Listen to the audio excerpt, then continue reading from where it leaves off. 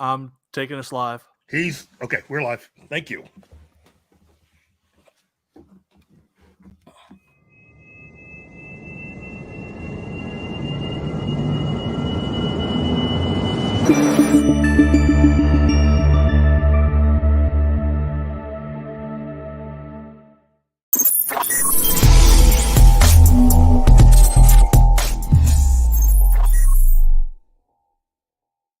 It's so early.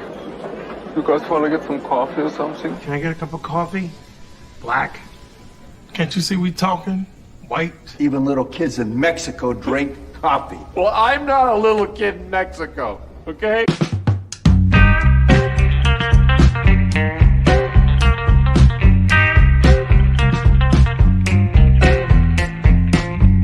That is the best coffee I've ever tasted. A damn fine cup of coffee. You want a cup of coffee? No coffee.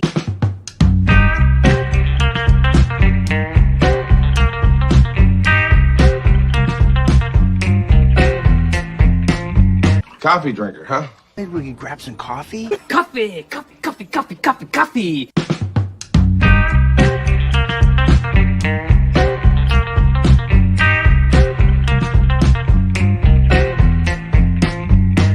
God damn, Jimmy. This is some serious gourmet shit. Me and Vincent would have been satisfied with some freeze-dried Taster's Choice, right? And he springs this serious gourmet shit on us. Well, good Friday morning, everyone. Hey, look, it's Friday. It's 10 o'clock Central Standard Time. Must be morning coffee with Keith and friends. I am here today with Das Wolfen, John, Hello. Christopher, who's a host of one of our many fine programs, and of course, the man with the plan of a sort, Martin. Well, now, today's topic is the MCU. Recommendations, references, and reciprocities.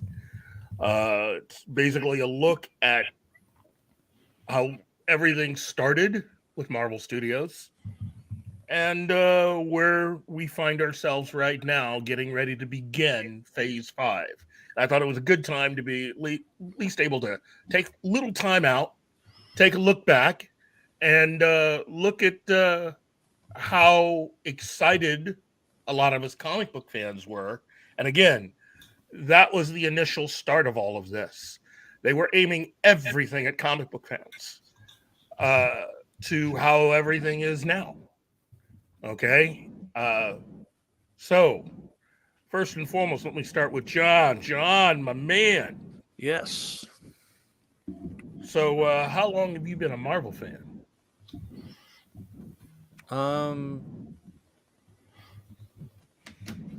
Going on 4.5 decades.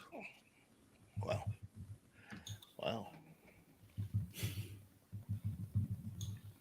Well, now, what was the particular title that drew you in? Captain America. Of course. How about you, Christopher? I have been a Marvel fan since I was about 10 years old. There was a there was a spinner rack of comics at the Thrifties. I don't know if in California it was Thrifties and later became CVS. And I was just enamored with the fact that they had comic books based on movies that I wanted to see, but I wasn't allowed to, like The Terminator. And so I thought I was getting into something that, maybe I was, sneakily not allowed to see. Well, after a while of that, I started to find out that there were comic book stores, and I'd get my dad to take me to them because there were maybe issues I missed, or I found out that there were Aliens and Predator comics. And then I started to discover things like Marvel Comics Presents, which had this really bizarre interpretation of Wolverine done by Sam Keith. Mm-hmm. And I just thought that was wonderful. And that was kind of my introduction to Wolverine. And then Barry Windsor Smith was doing Weapon X at the time. So I had not known that there was a question of there was a time before where Wolverine wasn't questioned as to his origin. That was kind of a new thing. But just seeing Barry Windsor Smith's kind of strange, surreal, dreamy art with Weapon X. And then I started picking up stuff that was just like, anything I could get my hands on. And I discovered Todd McFarlane and Peter David doing Ground Zero for Hulk, which was an amazing run. And Bernie Wrightson and Len Wein doing a cool like Hulk versus the Thing one shot. And then I started to discover the X-Men.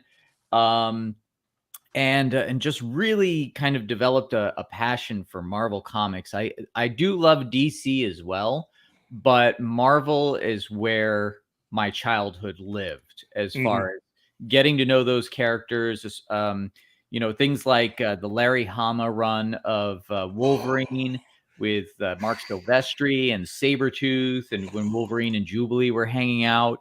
As a kid, you start to feel like you know those characters and you could hang out with them. You imagine yourselves in the adventures with them. And that was just kind of the magic of that era of Marvel that, is pre-Image. Image followed not too long after that. And I did get into some of the Image comics, but I think really what we know as Image in its heyday was really Marvel. And, I love it to this day. Just talking about it, I feel tingly. I feel, that same surge of excitement and energy. And I still have some of those comics. I got rid of most of my comics, but the ones that I started with, I still have in a long box. Lucky you. Because a lot of those early comics I had are I still have a few, but not as many as I once did. I wish I had them all back. I do. Hey, we are joined by the Dork Knight himself, Danny. Hey guys, How are you, man? What's John? what happened to John? That wasn't me. Das Wolfen, he disappeared. That's because he hates you. Oh, Maybe. geez, no. Could be. Nice shining.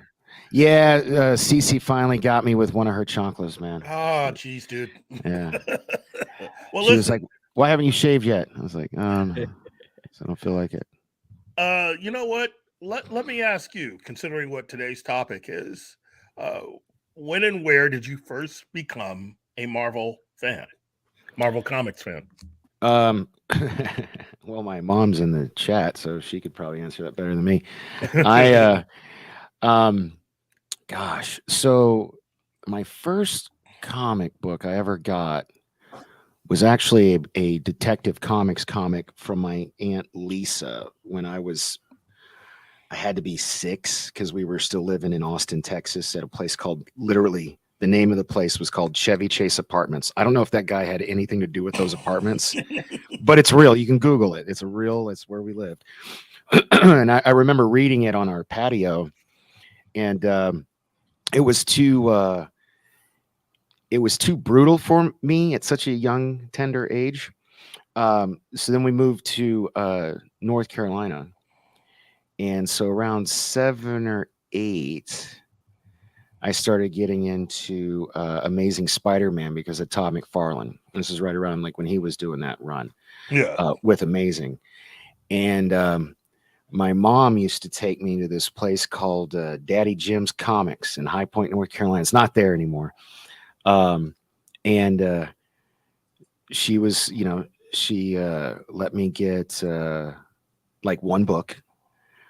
So it was Spider-Man because, we were poor, and then she was like, wasn't going to let me get a bunch of books, even though they're back then. I think they were only like $1 back then, maybe $1.25. And so Spider-Man was always my jam, dude. And then when I got older, I got, I followed Todd. So after Todd, he left for a little bit, and I didn't understand why. So Eric Larson took over, and then Todd had his own Spider-Man book.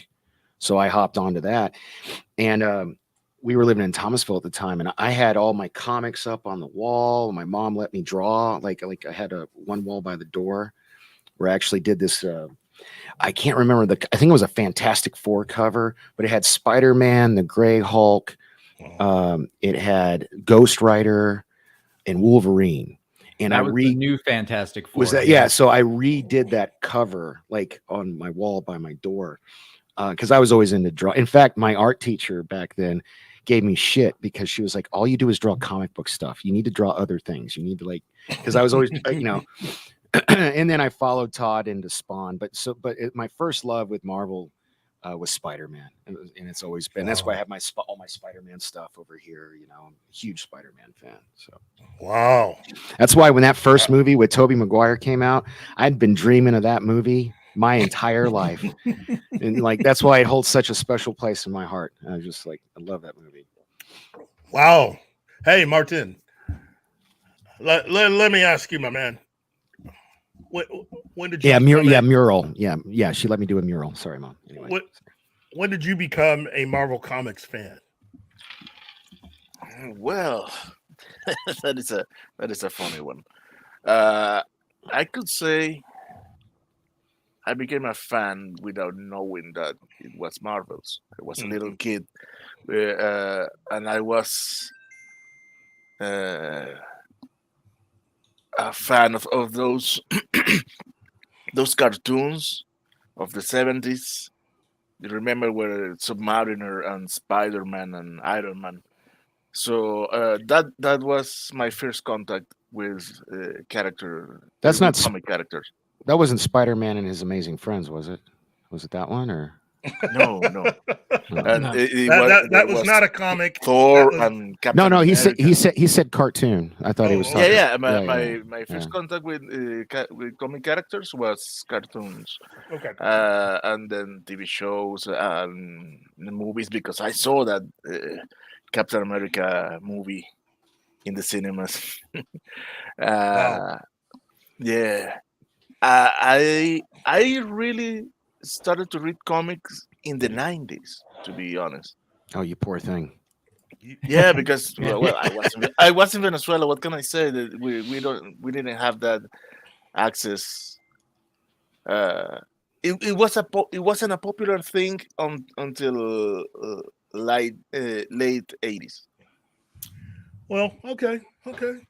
Well, look. A lot of what people like in comics nowadays seems to have been kicked off by. Sorry, I'm not laughing. I'm laughing at Monkey Jeebus. I'm sorry. Oh, seems to be having more to do with what people have seen and experienced in Hollywood, and what people have experienced as far as a lot of the films and sometimes television shows that both Marvel and DC have put out. Things like, for many people, depending on when you were born, you are either a fan of, the original Batman and Superman films, or of the television shows that would come out later in the 1950s with the Adventures of Superman, 1960s with Batman 66, and of course the 1970s with the Saturday morning Shazam, and then in the evenings Wonder Woman. So what was great about, even though I'm not old enough to have watched it in real time, when I was a kid, for some reason, I don't remember what channel it was on, but Batman was always on. Oh yeah. And I grew up on that, and I actually liked that Batman because I remember the comic I got when I was 6 or 7 kind of scarred me for a little bit. So I was oh, this Batman's way more palatable. I think today is the 56th anniversary of the debut of the show. I got a thing on, I think it was yesterday. I got a thing on Time Hop yesterday. Okay, then that was yesterday. Then. Yeah, I think it was yesterday. Okay. Yeah. But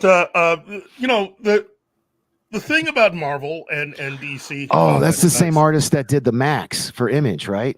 Yeah. Yeah. All right, Keith. This is what I was talking. This is the first cover that at a comic book shop outside of the Aliens, Predator, and Terminator stuff where I went, wait a minute, what's going on here? Yeah. And this is the comic I bought. This isn't a back issue I found to like revisit my childhood. I never let this comic go. You lucky And Good thing. some bitch. I should show you guys. Break your heart. I made the national news when my comic book collection was stolen a few years ago, and I had those comics from my childhood. Like my mom got me. Wow. But, yeah. Well, that brings us back to what I was wanting to start on today.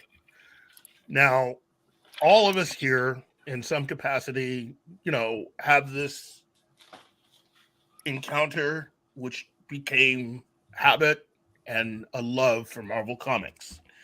Me, myself, I started sometime in the late 60s. And I got to say, that love has only grown over time. So when you started getting into a lot of the films that were coming out and Hollywood would make using comic book characters, the one thing that has become a standard part of the story is that a lot of these studios, unlike in the beginning, didn't really care for the comics. They loved making the movies. They just didn't care for the comics. And we've seen that going into things like, like a lot of the Batman films of the 90s. That comment right there. Yeah. And you also went into things like Steel or Blade, which was an uneven trilogy in and of itself. The Batman films only got worse over time. Once Joel Schumacher took over. Well, that's a whole show and a conversation about what he was actually attempting to do. I may not have liked the direction, but I understood what he was attempting to do. Well, he was trying to make it more like the 90s version of Adam West Batman is what he was doing. Partially. It was more of an adaptation of a lot of the comics and influences that went into making the Adam West version of Batman, which has more to do with the Batman comics of the 1950s than it does with any of the comics in the 1960s, which is the reason why that television show nearly killed the comics, because it was so different. It's so seriously. Campy. No, It was completely different. By 1961, Batman comics were no longer the way that they were in the 1950s. The artwork had changed.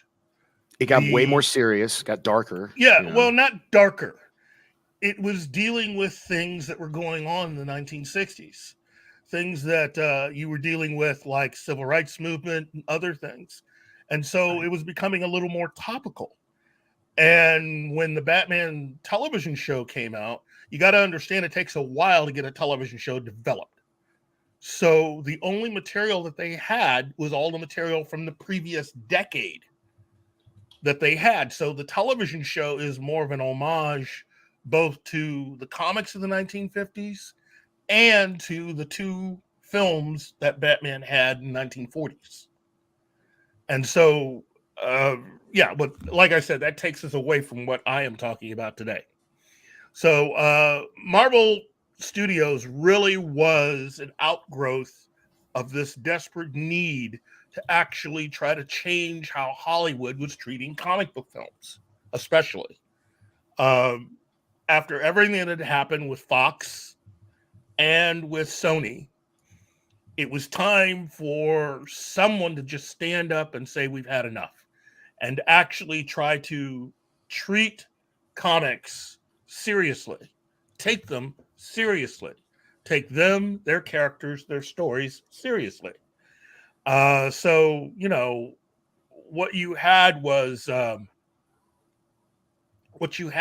a group led by, I think it was you had Marvel Entertainment, which Avi Arad was a part of. So this is shortly after the bankruptcy, right? Because because they sold their rights. That's why we have this mess today with the Spider-Man and yes, that's getting into basically a lot of the stuff that comes up from all the various sales and everything else of the late 80s and going into the 90s. Yeah. But basically what you had was Ike Perlmutter and Avi Arad coming into wanting to start a company. And the initial idea for doing that was something that would it was something that had been talked about before, but never really given too much of a serious look. And coming off of the quote unquote success of the X-Men films, which really was a cluster behind the scenes. Why do you say quote unquote success? It made money. It was initially, like everything else. Look, the thing about the X-Men films is that they started to go the same direction like the Batman films for Warner Brothers.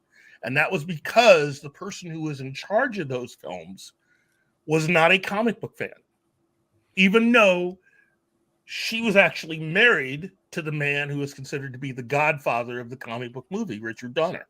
Laura Shuler Donner did not treat the comic books as an actual, she didn't treat it as something that you had to really pay attention to. Okay, she wanted to make something based on the characters that she saw that would be dynamic in her mind to audiences, and mainly to people who had never picked up comics before. That was the reason why when everyone who got hired to make X-Men, all the actors were informed to not read the comics. Oh man. Is that why they make that cringy joke? Would you expect us to wear yellow spandex or something? That's exactly it. That was a jab at all of that. No, none of the actors had read comics. Only one actor did. Yet the best X-Men movie, in my opinion, is the First Class, where they're wearing the yellow and blue costumes. Yeah, First Class was the beginning of the end. You know, and it was a great movie though. That was like the first X-Men movie that I felt fully satisfied with. Yeah. There were definitely people who really liked First Class. First Class had problems though, because First Class was a film that was really taking 3 scripts and combining them into one. And in my opinion, only one of those scripts was a really, really dead-on, fantastic script. And the other 2 were just not that good. They weren't bad, but they were not that good. Okay? In doing that, then you have a film that is kind of script-wise uneven. And with characterizations that weren't exactly... Hey guys, I gotta take this call. I'll be back. Okay. So what you had was a film that certain parts of it were much better than other parts. And here's a good example. One of the scripts, there were 3 scripts developed after the end of the regular X-Men film run. Okay, after X-Men 3. So those scripts were all under the banner of a brand new series of movies that were to be called X-Men Origins. They decided the first one was going to be X-Men Origins Wolverine. Okay. The other 2 were X-Men Origins Magneto and X-Men Origins Xavier. I thought they were planning to do the Storm one. Storm. There had been talk of Storm, but they decided to just go with those 3 because those were the popular. Remember who you're dealing with. Laura Shuler Donner was dealing strictly with the characters that, in her opinion, were the more popular characters that they could get they got a lot of response out of. Okay, and it was a no-brainer to do a Wolverine movie first. But again, you're dealing with, by the time you got around to making these movies, a lot of the people behind the scenes that were comic book fans had been weeded out and were no longer working with Fox. Thus, the reason why those films were kind of uneven and why they could never really get a full Magneto film for some reason and a full Xavier film done. X-Men Origins Wolverine was a trash heap at the box office. And it's because the script wasn't that good. And the only one of the three that was worth anything was Magneto. And that's the reason why all the Magneto scenes in First Class were that good, because that script was kick A. If you look, I would advise anyone, if you are a Marvel fan, especially from that period, go online and try to find that Magneto script. You will cry with how good it is. That should have been a film. All of the scenes that you have with Magneto and X-Men First Class are that good because it comes directly out of a really, really well done script. And then they saddled it with a script that wasn't as good, which was Xavier. And that was a way of doing that because Wolverine had failed. They realized that the audience didn't like what they were giving them. And that caused a whole lot of problems. And eventually you got to X-Men First Class, which originally Bryan Singer had been talked about directing, and they couldn't get him back in for whatever reason, and they found someone else to direct. And again, I will say, it's great, but there's a reason why that particular director was never really able to come back to make another X-Men film. This is what I refer to these days. I mean, this is my own phrasing, but when it comes to all the different franchises, it's just it's franchise ADD. You know, it's like every time that they start to maybe formulate a plan of something that would be good, they, see a squirrel and just. Well, yeah, but Fox was just a messed up place anyway. The head of Fox at the time, when they had just started production on the first X-Men film, decided to remove some of the money from the production because he needed it for another movie. And he felt that, these comic book people would never miss it anyway. That's the reason why the visual effects in the third act on top of the Statue of Liberty, why some of those effects aren't as good as they should be, because they removed part of the money from the budget. But again, Laura Sheila Donner was a person who had a particular idea about how things should go in her mind. Once she had the rights to be able to make a character, she made it the way that she thought it should be. And it has nothing to do with comics in her mind. It has nothing to do with anything than trying to make the best version of the film that she thought she wanted to make. And so that caused problems when they were making the first X-Men film. How the original script that had been greenlit didn't even have the name Eric for Magneto. They wanted to call him Jonathan because in their minds, to the people who had never read comics, he seemed like a Jonathan. It's a striking name, And again, it's the same BS that you had with the television series The Incredible Hulk, and the reason why he was called David Banner instead of Bruce Banner. And this goes all to what eventually made it possible for them to create Marvel Studios. This is all playing towards that. You had a lot of people that were wanting to use these characters, but they were not wanting to actually truly use these characters.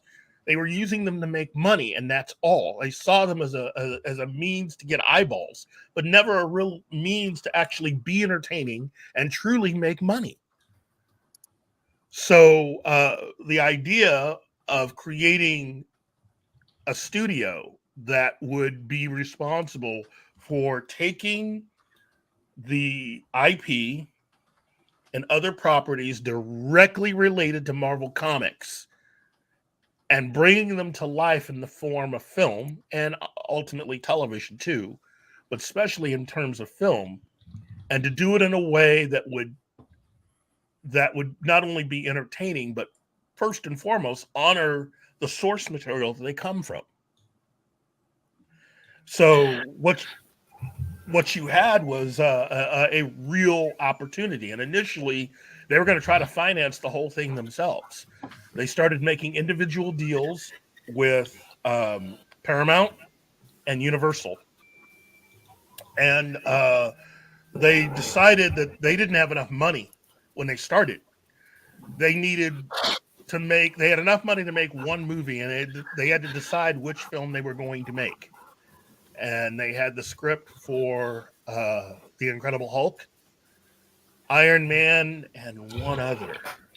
I don't remember what the other was, but they decided it was, in their opinion, it was decided that it was best to go with Iron Man, and they chose Robert Downey Jr., who won the role, to play Tony Stark. And is there any truth to the rumor that they really wanted Tom Cruise? Is that Tom Cruise was considered back when Iron Man was a subject of they had a script, or a script had been written for Iron Man that came out. That script was a thing, I think, back in the 80s.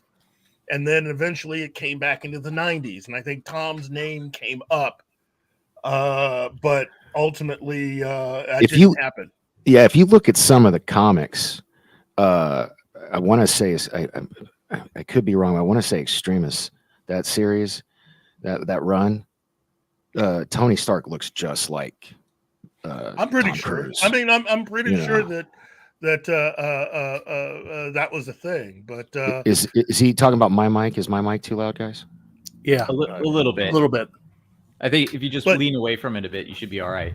Oh, But the thing that you had going into the first Iron Man film is that Robert Downey Jr. had to beat Sam Rockwell for the role of Tony Stark.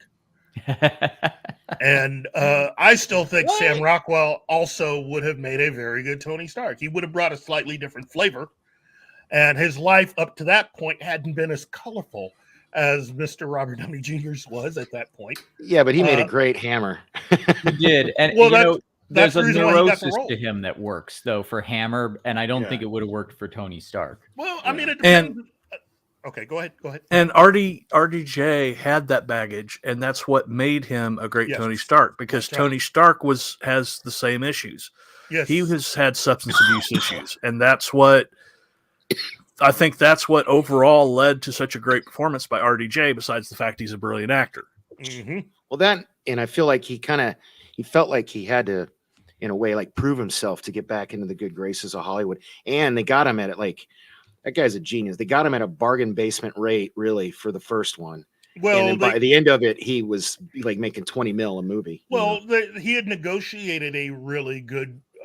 His negotiations, really, his agent did a fantastic job of setting him up originally, and it was because he and his agent had so much success that affected all the other actors that were hired after him.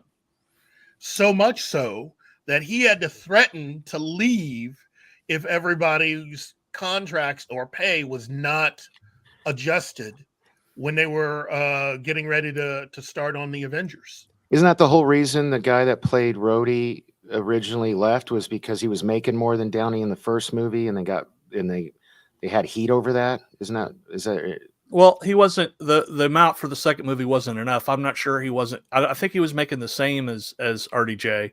No, no. He was making more than RDJ. he was making Was he more than making more? Art in the first Okay. movie? Yeah, he was. Terrence Howard was making more in the first Yes, movie. Well, I know the reason why he left the role is because he wasn't getting paid enough, and he felt he should have been more of a main character.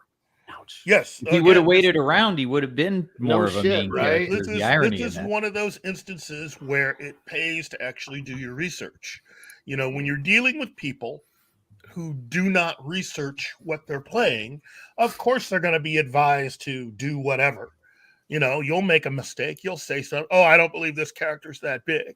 This is not a big enough part. Now, to be fair, Terrence Howard was a big star, and he was also an Academy Award winner, like Robert Downey Jr.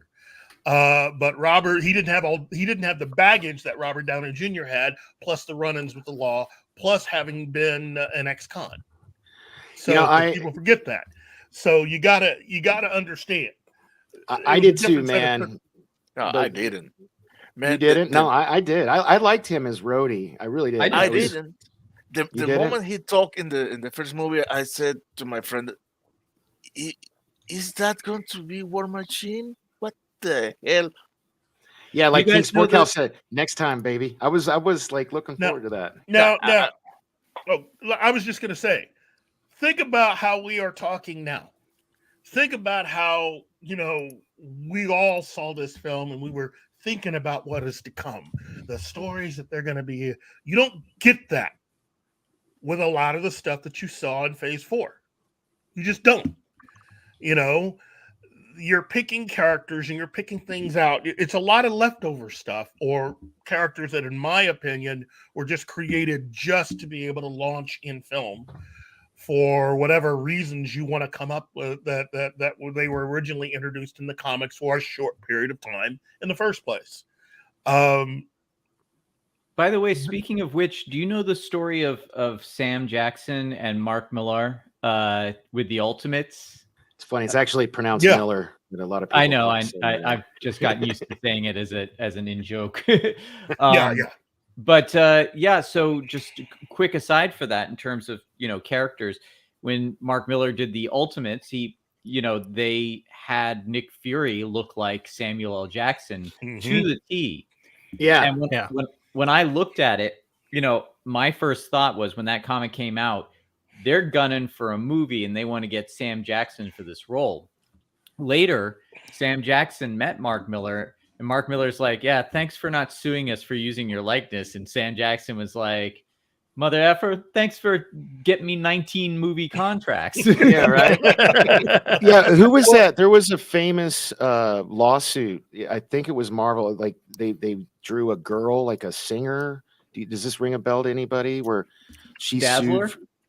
Was it? No. Somebody drew. It was like Lindsay Lohan. They drew something like no. It It was Marvel. It was older than that. This was like a famous singer from the 80s. She did the song "Mad About You." I forget, like "Mad About You, lost you." Belinda Carlisle. Yeah, like apparently they drew. I'll look it up anyway. Sorry, I thought maybe one of you nerds would know off the top of your head. But it's all good. I remember the GTA and Lindsay Lohan thing, but not Marvel and somebody. Well, eventually,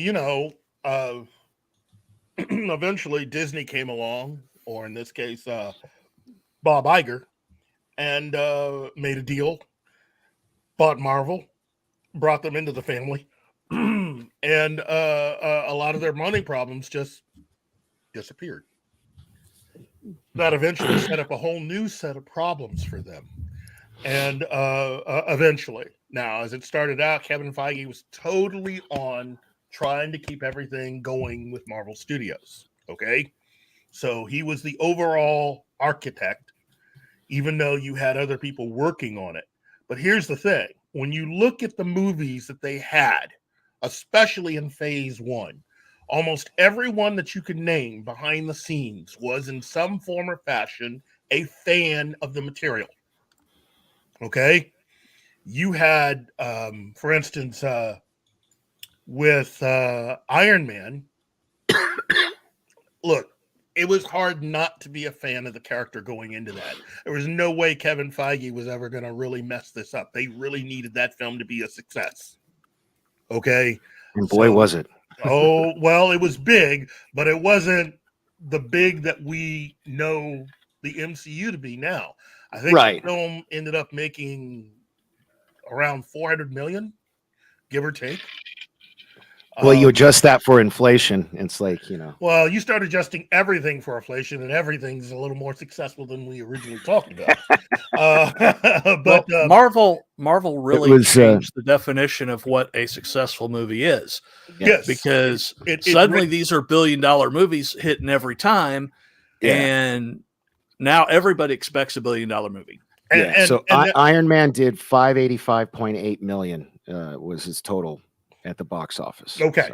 So if you look at what Iron Man 2 did after that, and then Iron Man 3, which had the distinction of being the first Marvel film after the Avengers.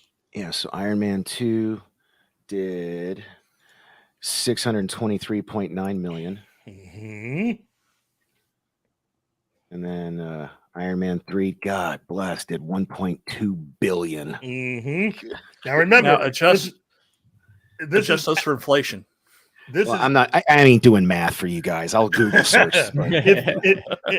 Once you look at the Avengers film, and then having Iron Man 3 come out after that, there was almost no way that film was really gonna fail. And you know what's crazy is Avengers only made 0.3 like 3 million more than Iron Man 3. Can you believe that? That's crazy. Well, I mean, I guess it was riding that wave, that Avengers wave. Yeah, I mean, this is again, we love the Avengers. I mean, we're all nerds and geeks here. I mean, we can just definitely say, oh, we love that movie. You got to understand, if you were not a comic book fan, okay, that's not something that's an easy sell if you're used to watching dramas, or you're used to watching relationship or girly films, as they will sometimes say. That's not something that you're easily going to gravitate to. But that's the great thing about what they were able to pull off. They appealed to everyone, and that is both a good thing and a bad thing. Or, as Mr. Rhythm liked to say, that which makes you will also break you. And in this particular instance, as we've seen with Phase 4, that's exactly what's happened, because while a lot of the films you see in Phase 1 and Phase 2 were made for a certain amount of money, the thing is that it's easy to spend $100 and $125 million to make a movie. Once you start getting into your production cost of $200 million plus the marketing cost, your take home after that, your profits start to go down. So you can still make $1 billion, but that $1 billion doesn't cover or give you more money in the end.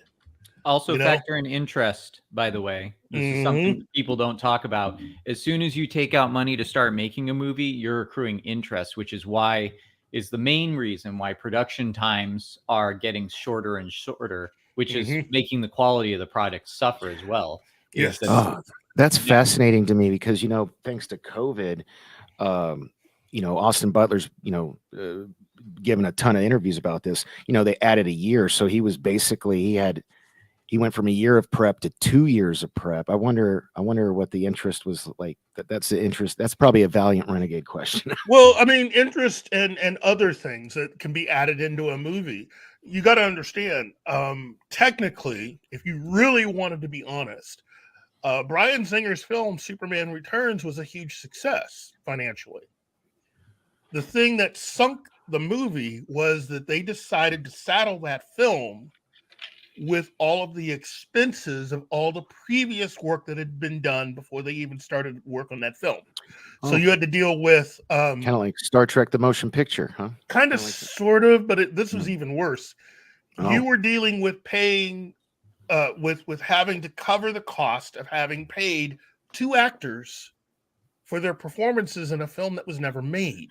Whoa, are you talking about like they lumped in the Tim Burton and the Kevin Smith? Yes. Oh, wow. Yes. All that was lumped into the cost of Superman Returns.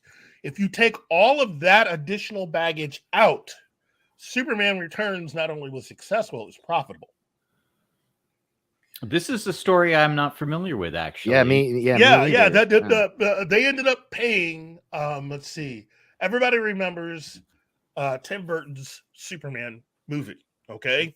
And everybody remembers who they Nick had. Cage. That's right. But do you also know who also got paid on? I mean, outside of Tim Burton and Nick Cage, who also got paid for that film? So Kevin Smith wrote a script. Production budget. He didn't get paid. He didn't get paid that much. Whatever he was paid was not comparable to what this other actor, who would eventually be seen as a Marvel stalwart. Oh, okay. See, I didn't realize that they rolled all of those costs into. Yeah, I didn't either. I did not either. They rolled it all in there. Let me give you a hint. Eye patch. Whosoever holds this. Oh, Thor? Odin. Close. That's right. Odin. Okay. Yeah. Okay. So Anthony Hopkins, who was he going to be? Jor-El. No shit. He was going to be Jor-El. I learned something new every day. He was given a pay or play contract. Even though the movie wasn't made, he got paid. So did Nick Cage and so did Tim Burton. So all that was rolled into Superman Returns.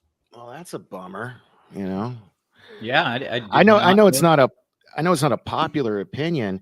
I actually like that movie. The only thing I thought was weird was why didn't they use Gene Hackman for? I mean, if they were supposed to be continuing, this was supposed to be the same characters. No. You got to understand something about Gene Hackman. Do you know how old Gene Hackman is?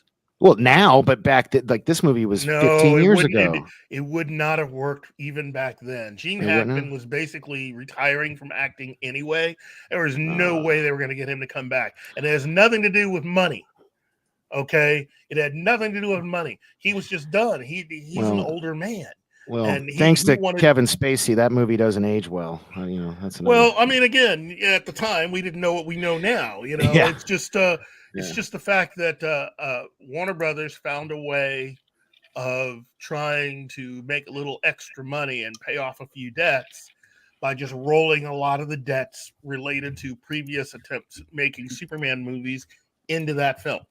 Because Yeah, they it's sort of accounting. It's all accounting. It's all accounting. And so by doing that, what they didn't realize is they screwed the movie. Because had they not done that, that film would have been seen as a success and especially, more importantly, profitable.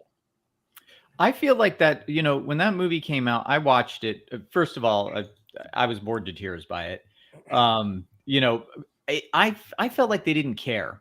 It just didn't feel like the studio. It felt like an anemic effort on behalf of the studio. Well, so I'm thinking they thought they were probably going to lose money on it anyway. So yeah, I don't. Wow. I mean, I actually really liked. I mean, Brandon Routh. I mean, go ahead. Sorry. He's a good actor. Look. This is getting us kind of. Yeah, we're getting derailed here. Yeah.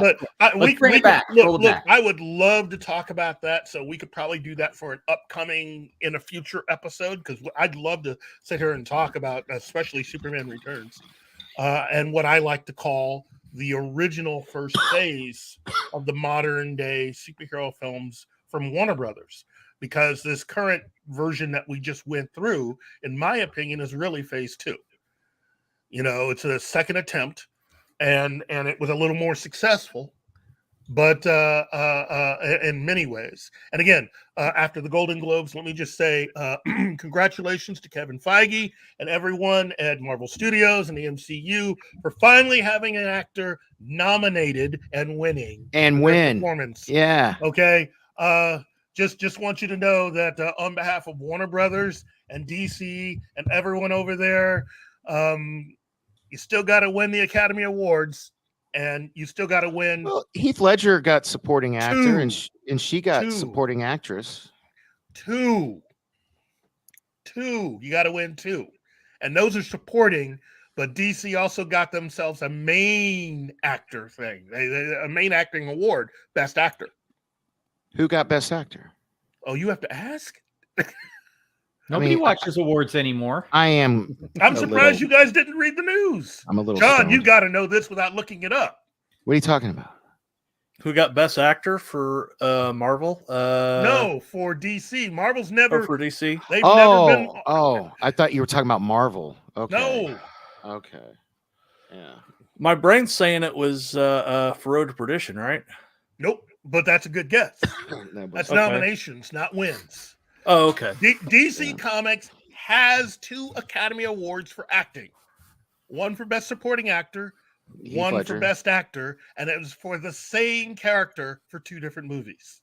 Oh, Jack Nicholson. No. No. Joaquin Phoenix? That's right. You Yeah. had to look it up, didn't you? No, I didn't, because that's the only other Joker that's That's right. It's Joaquin Phoenix, Best Actor. Yeah, he would be Hey, the Joe. other one qualified for Best Actor because Nicholson would have been a supporting actor. welcome to the party, pal. Yeah. Well, no, he got top billing in that he got movie. top billing. He got top billing. It's his movie. It's his, yeah. And he was the first one. He was the first one in Hollywood to strike a deal where he got a percentage of merch. Again, Jack Nicholson. Sorry. The thing about it is that I'm actually very happy, especially that it's Angela Bassett, because Angela Bassett, in my opinion, got robbed when she wasn't cast as Storm. she was born to be Storm in my Oh opinion. yeah, no, the voice and everything. Yeah, I she would have mean, been. she would have been phenomenal as Storm if they had actually casted the right way. But hey, that's just me. I know it's kind of, that's not the proper thing to say. And Why is it not a man? It's just like your opinion, bro. It doesn't matter. I agree with it. I just want to say, Halle Berry, man, she looked fine, but Angela Bassett was born to be Storm. You know what happens to a toad when it gets struck by lightning? Oh gosh. Anyway, maybe it's a good thing that Angela Bassett didn't play Storm. Well, she probably would have demanded a better line. Yeah, and would have gotten it too. I you know what's crazy is she didn't want to die in Black Panther 2. Spoilers, guys. But I mean, I don't know if she'd have won the award if she hadn't. What do you think? Again, this gets us to what part of what I am talking about today, which is we've seen a distinct change in the formula for making these films. Part of it is time goes on and you're dealing technically with what is meant to be one big story. Technically, you're trying to use the same characters, same actors to be the same characters in a continuing set of films that bring us stories that kind of mimic what you would have in comics.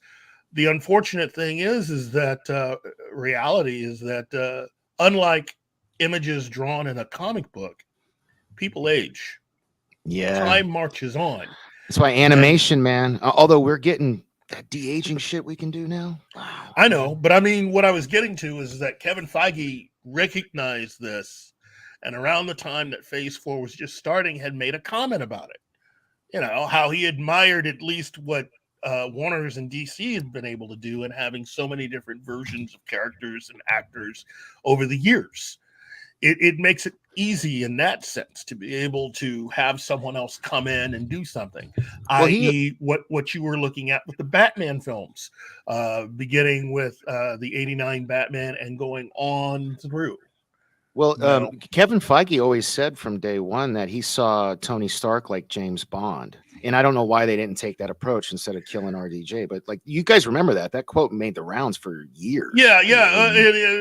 That you could cast other people. And that's the reason why, when you're looking at all the people that could be cast as Tony Stark, why I like Sam Rockwell. I could see why Sam Rockwell took it right down to the wire. Okay, he almost got the part. He almost was the guy, and he could have very easily have been the guy. A lot of what we like about, and again, this isn't to take anything away from Robert Downey Jr. The man is gifted beyond measure. He had a small run of bad luck, and he figured his life out and got his act together. And no, it wasn't luck. It was like I got to own up to my bad decisions. He made bad decisions. It wasn't bad luck. He just made a lot of bad decisions, and he grew out of it. Bad decisions. But he's reaping the benefits of figuring it out. Mm-hmm. People love a comeback story too. That's right. Totally. Yep. But here's the thing. I mean, the thing about Tony Stark, and separate Robert Downey Jr. from Tony Stark, the character. The thing about Tony Stark, and when I say Tony Stark, I mean the comic book version of the character. This is a part that would be a juicy part for any actor if they actually knew what and who you were talking about 20 years ago. You could see why someone like even a Tom Cruise would be interested in playing that part. Dude, imagine if they actually did the Demon in the Bottle storyline and treated it like a serious piece of a movie, like a serious dramatic role. A lot of that would go by the wayside once Disney entered the picture. And that's Disney is both, again, the really good thing and the really bad thing about a lot of the MCU is Disney. Disney basically took a lot of things off the table once they got in the picture. I'd have to side with Disney on that one, though. I mean, not that the Demon in the Bottle story wasn't good, but it's just not what you like for people like us. Yeah. I get it. But they did the Joker movie with Joaquin Phoenix, and it was a serious take, and basically did Taxi Driver with the Joker. And I think I would love to see, like, before I die, like a serious, dramatic, R-rated take on a demon in a bottle storyline, and set it in the 60s or 70s. I think it was like, again, I think as long as Disney is involved, I don't know if we're ever going to get that. That's just the way it is. Yeah. I don't like it. I agree with you, Danny. I would love to see that. And I think a lot of actors would love to play that. But I don't think we're ever really going to see it. And with the current people running Marvel Studios right now, I don't think we'll ever really going to see that. Unless in a few years, AI becomes so strong that a fan can make that movie. Yeah, that's probably the only way. Because I'll say this much. One of the things that a lot of fans really loved after post Iron Man, one of the things that fans really loved about Kevin Feige was he seemed to be one of us. He did all of the really cool interviews. He went to all of the best conventions. He was able to marshal forces and build up the fans, and he made the case as to, as for the existence of Marvel Studios, which is, as I said before, meant to really take the Marvel Comics IP and basically do it justice. Because again, who better to make movies or entertainment material than the company that actually makes the characters? And it's great. Unfortunately, you reach a point where you get so much power, and in the case of Kevin Feige, again, I'm still scratching my head as to why he felt the need to want to completely control every single thing. Because if he had just stayed with what he had, he'd have a little more control. That's what I say, man. Like micromanaging is a loser's game. I've said that forever. Well, kids, we've reached that point in the show where everyone, this is a good time if you really want to get refill your drink and perfect. I'm gonna do that. I'm going for the video. Hello, good evening, and welcome to the middle of the film. Thank you very much.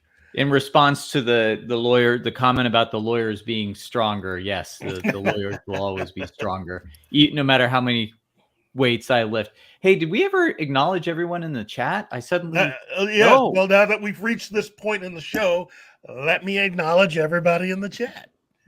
Okay, first and foremost, I just want to say, everybody in the chat, you guys have been doing incredible today. So let me just start out with Kingsport Scowl and Sox Bulletins and Sean Estep and Penny. Hey, Penny. And you have a list in the private chat. Oh, let me get to the list. Let's see, Monkey Chibis, of course, the Dark Knight, who happens to be here with us, Lloyd Goth, Anima Confusa, Andy Morrow, Sox Bulletins, the Incredible Penny, Shadow Dragon, Kingsport Cal, AF Watcher 88, Slasher Fred, Sporting News Podcast, Alex Moore, Sean Estep, Joe's Atmosphere. Hey, Joe.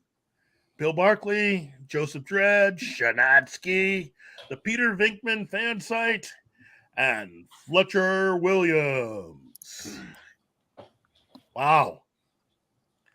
There's a lot of you today, and 22. We got 22. Look, do me a favor, guys. Seriously. Hit the thumbs up, hit the like, share this particular episode on Instagram and or on Twitter and Facebook. Let people know you like to watch and what we like to talk about. And today's coffee, I think I am drinking a Hawaiian blend today. Kona coffee? Yeah.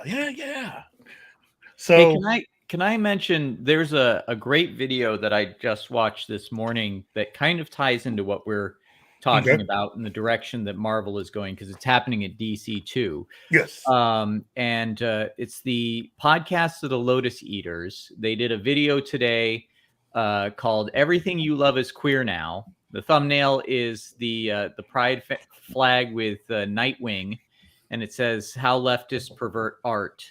And it was very insightful because they tuned into a Zoom meeting of all of these woke comic artists that are writers like Mags Fasaggio and the like, and to listen to them talk and essentially openly admit that they are plotting to deliberately subvert everything that we love and care about in no uncertain terms. It is quite eye-opening. And, I'll say this, for anybody who is legitimately gay or, any other sexuality or lifestyle, these people are not doing you any favors because they're taking all of their ideological destructiveness and they're tacking it onto you. And they want to represent you and control your narrative rather than let you decide on your own.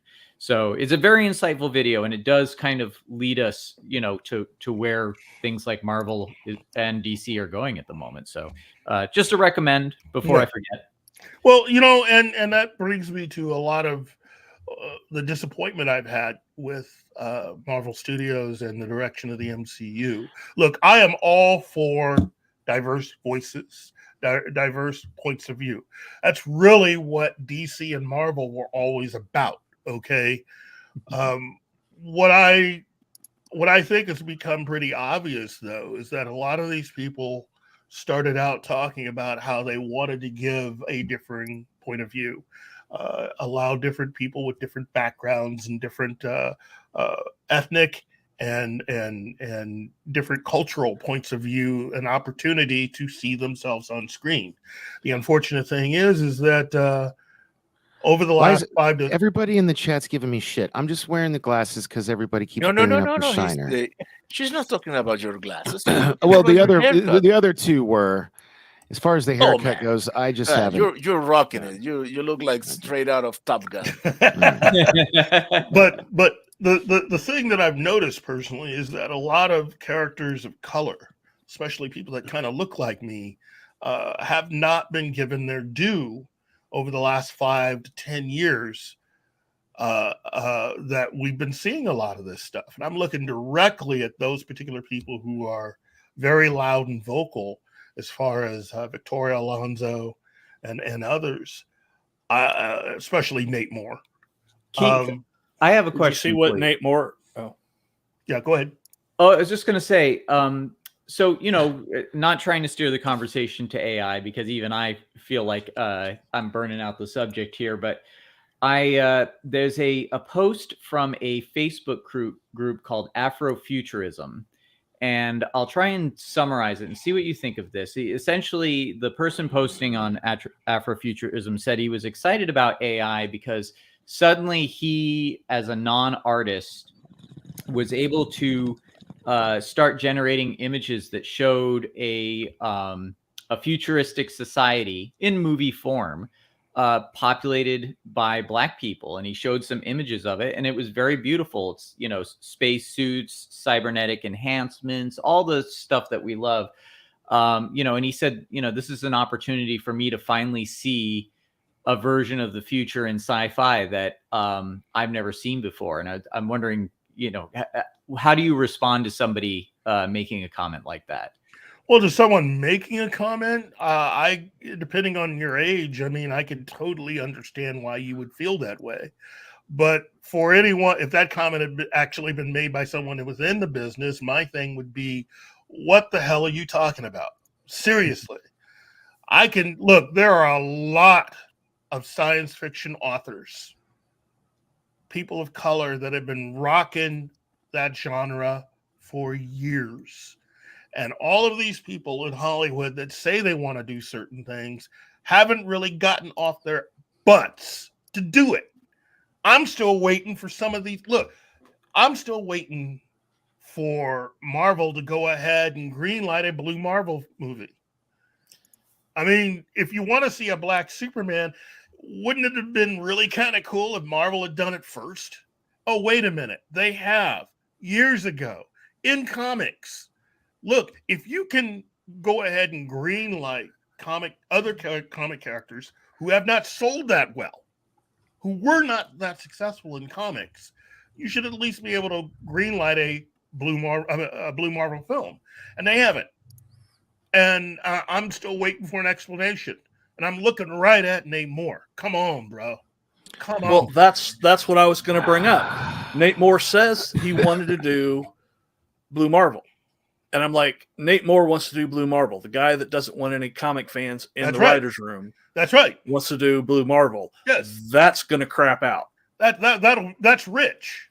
You know, you're saying it wrong, by the way. It's Nemor. I'm kidding. I'm kidding. And again, I've always liked the fact that you can have different different races represented in the DC and Marvel comics. Personally, I don't think there was any reason to do what they did with the Atlanteans in Wakanda Forever. In fact, I think it would have better served ultimately where they wanted to go if the Wakandans, instead of going up against people that were part of, what's the name of that thing they created? Because I'm going to keep calling them the Atlanteans no matter what. Right. If instead of going up against them, are you basically trying to say you didn't want to see black on brown crime?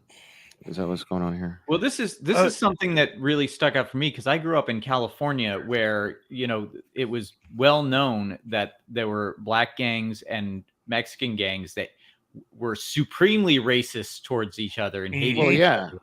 And so, you know, seeing this be developed in Hollywood where that's going on, I just thought, like, this is the worst possible thing you could do if we want to create fiction that is what we're talking about. Brings people together. You know, it's like essentially it's just more stirring the pot. Well, you know, I just thought that ultimately, if you're going to do something and you needed almost an entire country that you could have of you know, just a society that could equal Wakanda. To me, if you've been reading comics, you know what that is. It's Latveria. With Dr. Doom. Latveria would have been, Latveria is the obvious choice, especially for a sequel to Black Panther. To have Latveria go up against Wakanda, now that I want to see. Right, and then you got your... And then you got your backdoor way, or I didn't mean to do that, Breach. But then you got your way into Fantastic Four. You know what I mean? Yeah. You could have set it up to eventually bring them in at any time. But I mean, and as far as backdoor to a Fantastic Four. Yeah. Well, we all know what that means. Wow, you guys are merciless. You guys realize that, right? Gentlemen, I've got to get going. I have a phone call to make with a casting director for Escape from Planet Omega 12. But before I go, I just want to show off one more Marvel Comics Presents cover that's just by Sam Keith again. Mm-hmm. I mean, isn't that gorgeous? Just look at how beautiful that dude that cover has is. A very distinct style I've never seen anyone else do. That's how I knew right away when you showed me that first comic. I was talking last night with Val Merrick because we have art discussions all the time about looking at original pages. I got to see this original page for sale at a comic book convention in black and white. Tilt it the other way. There you go. No, a little bit more. No, never mind. It made it worse. That's good. Yeah.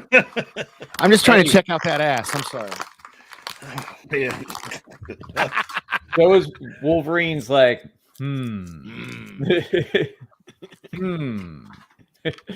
All right, gentlemen.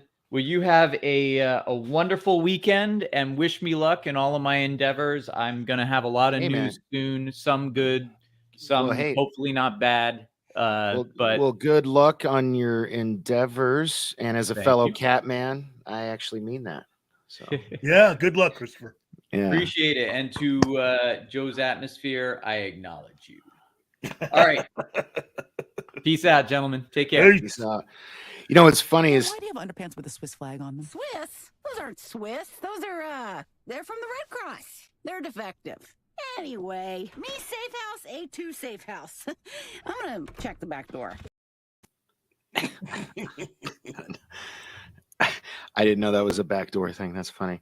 Oh yeah. Yeah. I remember seeing that in real time. That was around the same time they did the Spawn, the HBO Spawn one. Mm-hmm. But so earlier when I had to take a phone call, that was a friend of the channel, Josh Becker. Oh, yeah, he was like, he said, I need my director's Q&A section on the website up stat. And I was like, okay, all right. So I told him I'd do it as soon as I told him I was with you fine gentlemen. And he said to say hello. So it's always good hearing from him. He's cool people. Look, ultimately, there's been a lot of stuff done in the name of really trying to be a little more diverse. That has only created, in my opinion, bad directions and bad films, and really not so much diverse as it is just really bad characters. Yeah, and there's a way I was on with the Popcast guys recently, and they we're big Quantum Leap fans. I don't think I've asked you guys. None of y'all are watching Quantum Leap, right? The new one. No, I do. I mean, it's look. I like it. I like anything that's a well thought out continuation. Well, the point I was getting to is like normally you would see a character like Ian, if you know who I'm referring to, who was Desire, who I publicly crushed on, on this show. And I got no shame in it. Sorry, Mom. Like that, like we've had several discussions. That's how you do that kind of a character, right? That character, it's not ever been like an issue. It's not like in your face. It's just like, it's just that person's there. They're not like, they don't feel the need to like declare I'm whatever, non-binary, transgender, blah, blah, blah, blah, blah. They just are them, and they're a good, interesting character. That's how you should do it. The problem with these, when people are checking boxes and trying to do this stuff in these movies, is they're too in your face, right? Well, plus a lot of them aren't really familiar enough with, in this case, comics, to be able to pick the right characters to be able to do that correctly. Again, you can. I totally understand, especially if you're someone under a particular age, that if you've never really been into comics from Marvel, especially, it's easy for you to go, well, I don't really see me. I get it. The thing is just because you don't see it doesn't mean it doesn't exist. It's just the fact that you're not that familiar with it and you've never gone that deep. Yeah, there's been diversity in comics, especially Marvel, since the 60s, easily. But I mean, both DC and Marvel have been very diverse. Marvel's been a little more diverse. I'm a little bit more familiar with Marvel. I mean, Marvel's been a little more diverse, but both companies have been very, very diverse. There's no reason to do any replacement. My whole thing has always been what it has really shown is that you have a lot of people who are getting paid to be writers and creatives who aren't. Because if your whole thing about making money and making a living is to write and be creative, creating brand new characters, which is how a lot of what we now know came into being. I mean, someone had to create Luke Cage. Someone had to create Jon Stewart. Joe's Atmosphere, you're absolutely right. The entire point of the X-Men was an allegory for racism, And so now what we're talking about is, well, especially in the case of the X-Men, we're going to make the X-Men more diverse. No, what it is that you're too lazy to actually do any research on the X-Men comics. And you want to try to, quote unquote, help by taking and race swapping a bunch of characters who. How was Jubilee not in the first X-Men movie? Can anybody answer that for me? I never understood that. She should have been. Yeah, but you also have to understand, I mean, Jubilee wasn't really one of the major characters that ever really truly No, broke up from the comics. No, not from the comics, but you had a whole generation. Like most of the people I know, because I was writing for a comic book shop at the time. Most of the people I know that were hyped about the first X-Men movie were fans of the cartoon.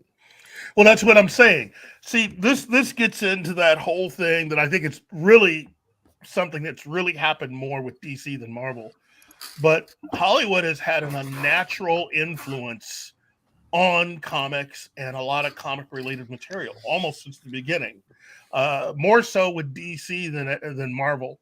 The thing is that Marvel had a lot of bad stuff happen to it as a company over the years. But it's because of all the bad stuff that happened that I think Hollywood just didn't really recognize or notice them. So once you get into, say, 1960, late 60s into the 70s, Hollywood begins to take a little bit of notice, but not as much as they were with DC. With DC having always been popular with Hollywood. Well, I mean, you got to understand they beat Marvel to the punch. I mean, 1978 Superman was like, if you think beating them to the punch was the 1978 Superman, you're missing a couple of decades there. You have I was also born in 79, bro. So I know. Let me educate you on something. Please do. You have to understand how popular the show The Adventures of Superman was. It was popular in the way that the Cosby Show was popular in the 80s. It was popular the way that American Idol was popular in the 2000s. That's how big that show was. When people talk about being a Superman fan, it wasn't like, well, if only Marvel wasn't even in the discussion because that show was so popular. They were selling Superman merchandise almost from the very beginning. Has always been popular. By 1930, too OP, but anyway, go. Sorry. By 1939, you had the kind of merchandising and sales that, of course, somebody's going to come along and invent a character to run up against Superman. I mean, of course, you're going to have to invent Captain Marvel. Of course, other people are going to have to invent other superpowered characters. Superman is the king of superheroes because he changed everything around him. His debut, his very existence changed everything. And so eventually you had to, yes. No, I'm getting murdered in the chat. Joe and King Sport Cow. I know the original lineup of the X-Men. I know she wasn't an OG. I know. I was just saying based off of the cart. Yeah, but that's how we got to me. Sorry. That's how we get to what I'm talking about right now, which is Hollywood's influence, though. They even include Superman. There are things about Superman that only became true once Hollywood got involved. If you really understood it, Hollywood was the one that came up with the whole kryptonite thing.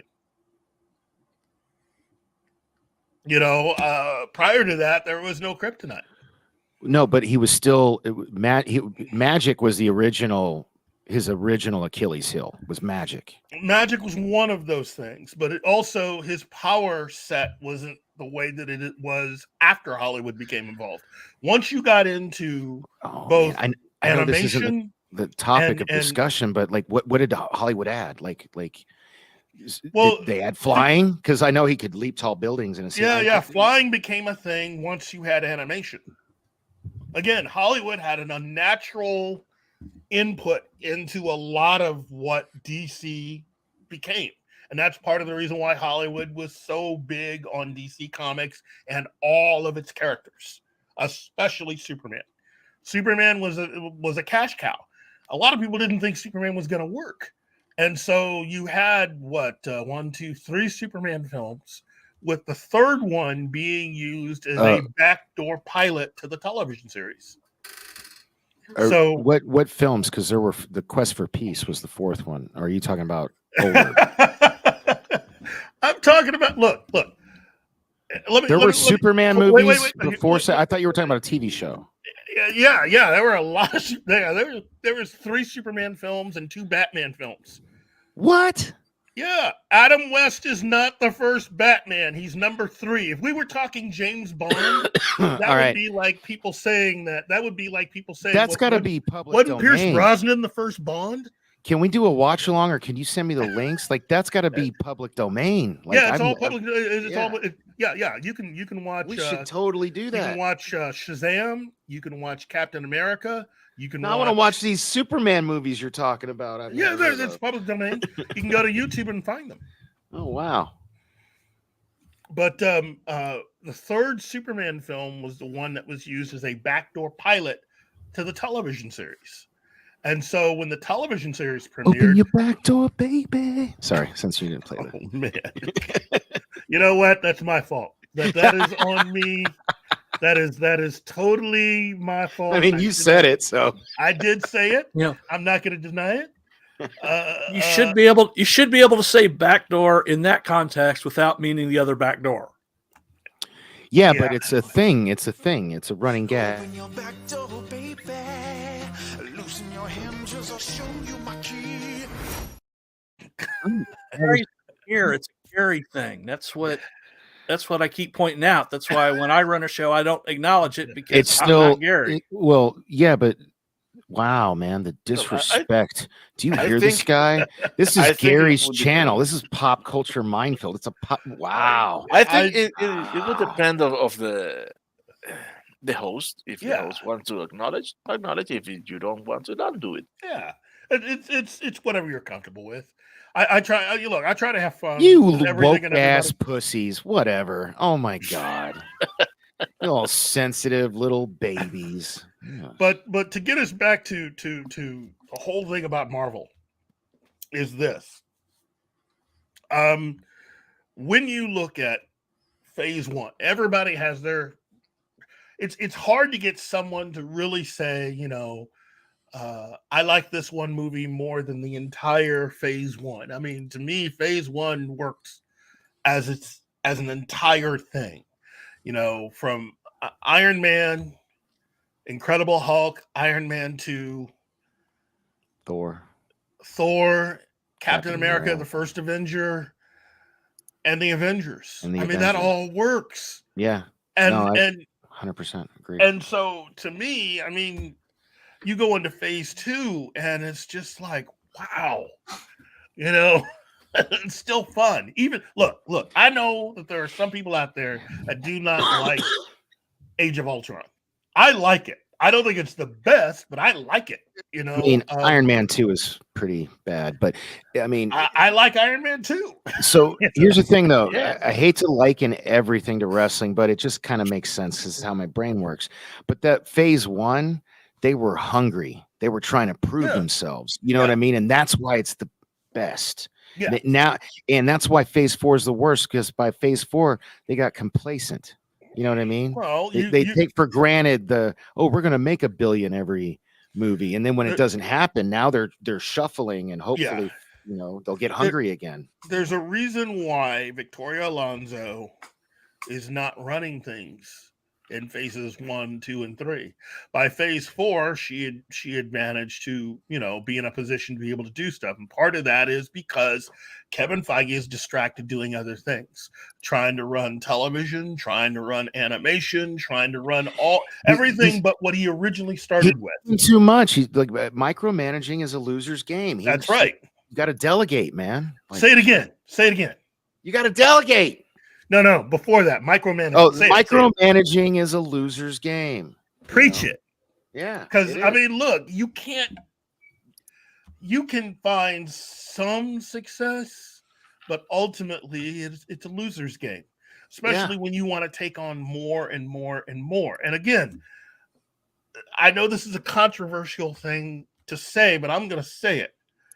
As far as I'm concerned, given the whole of the MCU on Disney Plus, okay, I think everything that was done on Netflix, in my opinion, is way better than every single thing they've done for the MCU on Disney Plus. I know it's not popular to say that. Hold up, no, you're talking about Daredevil, Punisher, all of it. Yeah, all of it. Yeah, no, I would agree with Even that. Iron Fist is better Yes. than 99% Oh, of the jeez. Marvel stuff they put out. For Here's the Disney thing, Plus. though, and I know it's because I'm a emotional sap, and it's my mother's fault.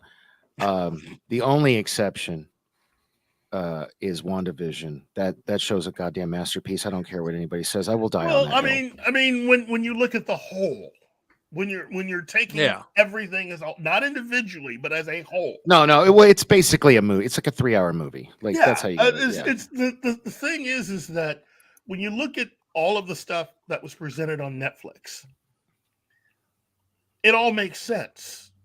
You may not like certain actors or certain ways that. Well, that no, it was all more reality based.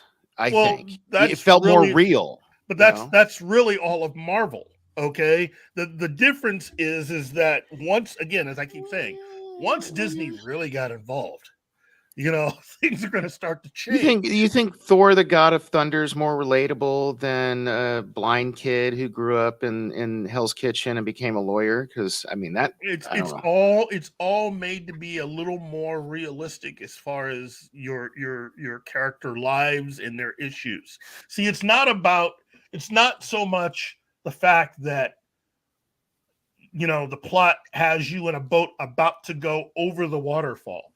It's about the personal interactions of the two people in the boat.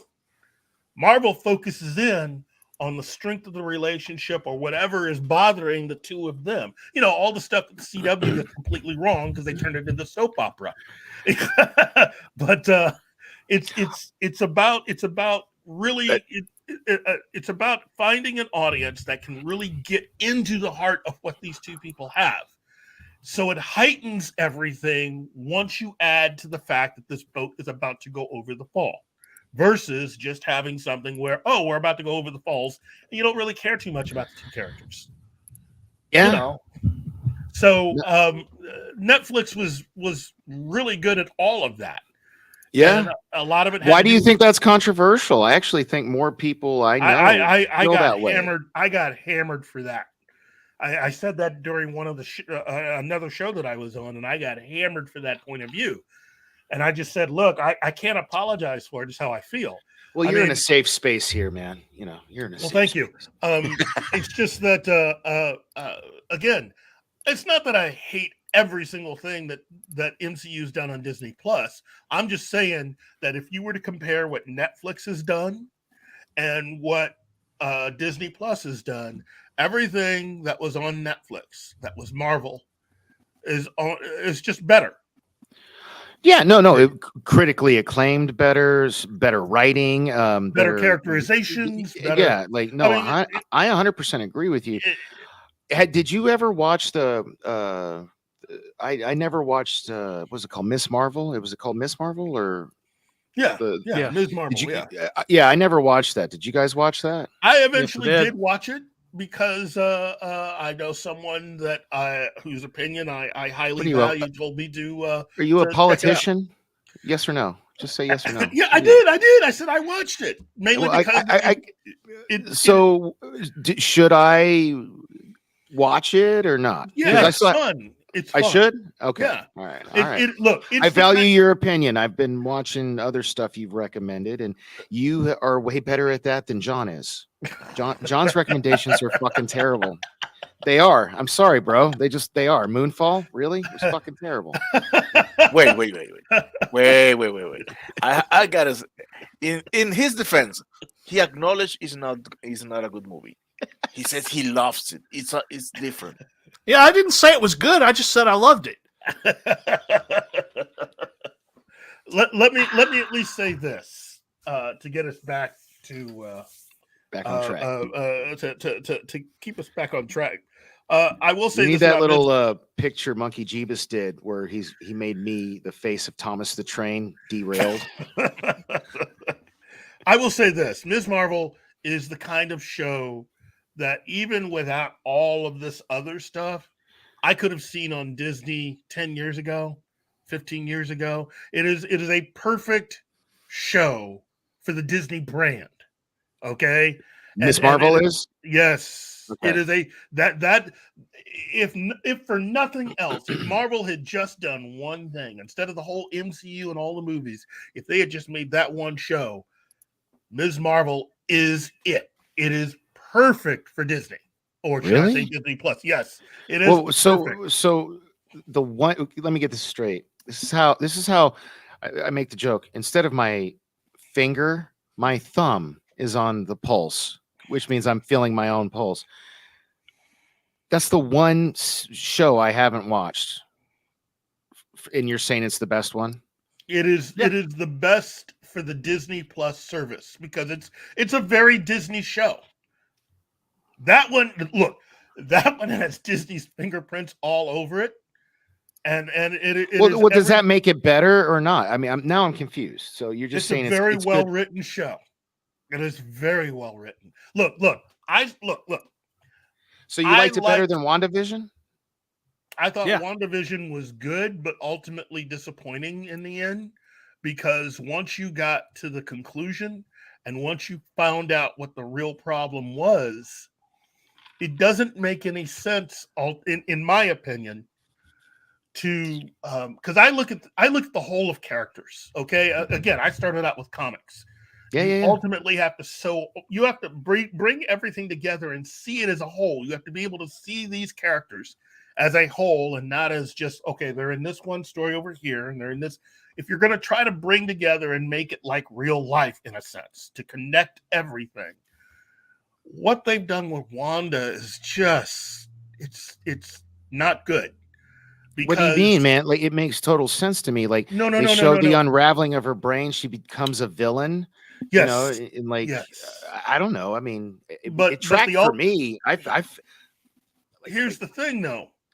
The thing about Marvel Comics, and this is where Marvel and DC, in my opinion, are the same. It doesn't matter who you are. Once you start going down that path of being evil, you either find real redemption or you pay the ultimate price. Okay. Right. Okay. The thing about Wanda is that what she did was so monstrous. And she ended up dead for it. She paid the ultimate price. That's right. But I mean, the thing is that if you wanted to go and have a whole movie where you're going to do that to her, you needed a very good reason to be able to go for it rather than just letting her go. You know, to me, dude, she was like, have you not, man, maybe you're a blessed person. Have you never lost? So have you never had that kind of heartbreak? That's no. I'm not saying that, again, you're missing the point of what I'm not pointing it at Wanda specifically. I'm pointing at the person who let her go. You know what was at stake. You knew that ultimately she is a person with way too much power. To not even keep track of her. You let her go. She should have tried to go with her or something, but you should have stopped her.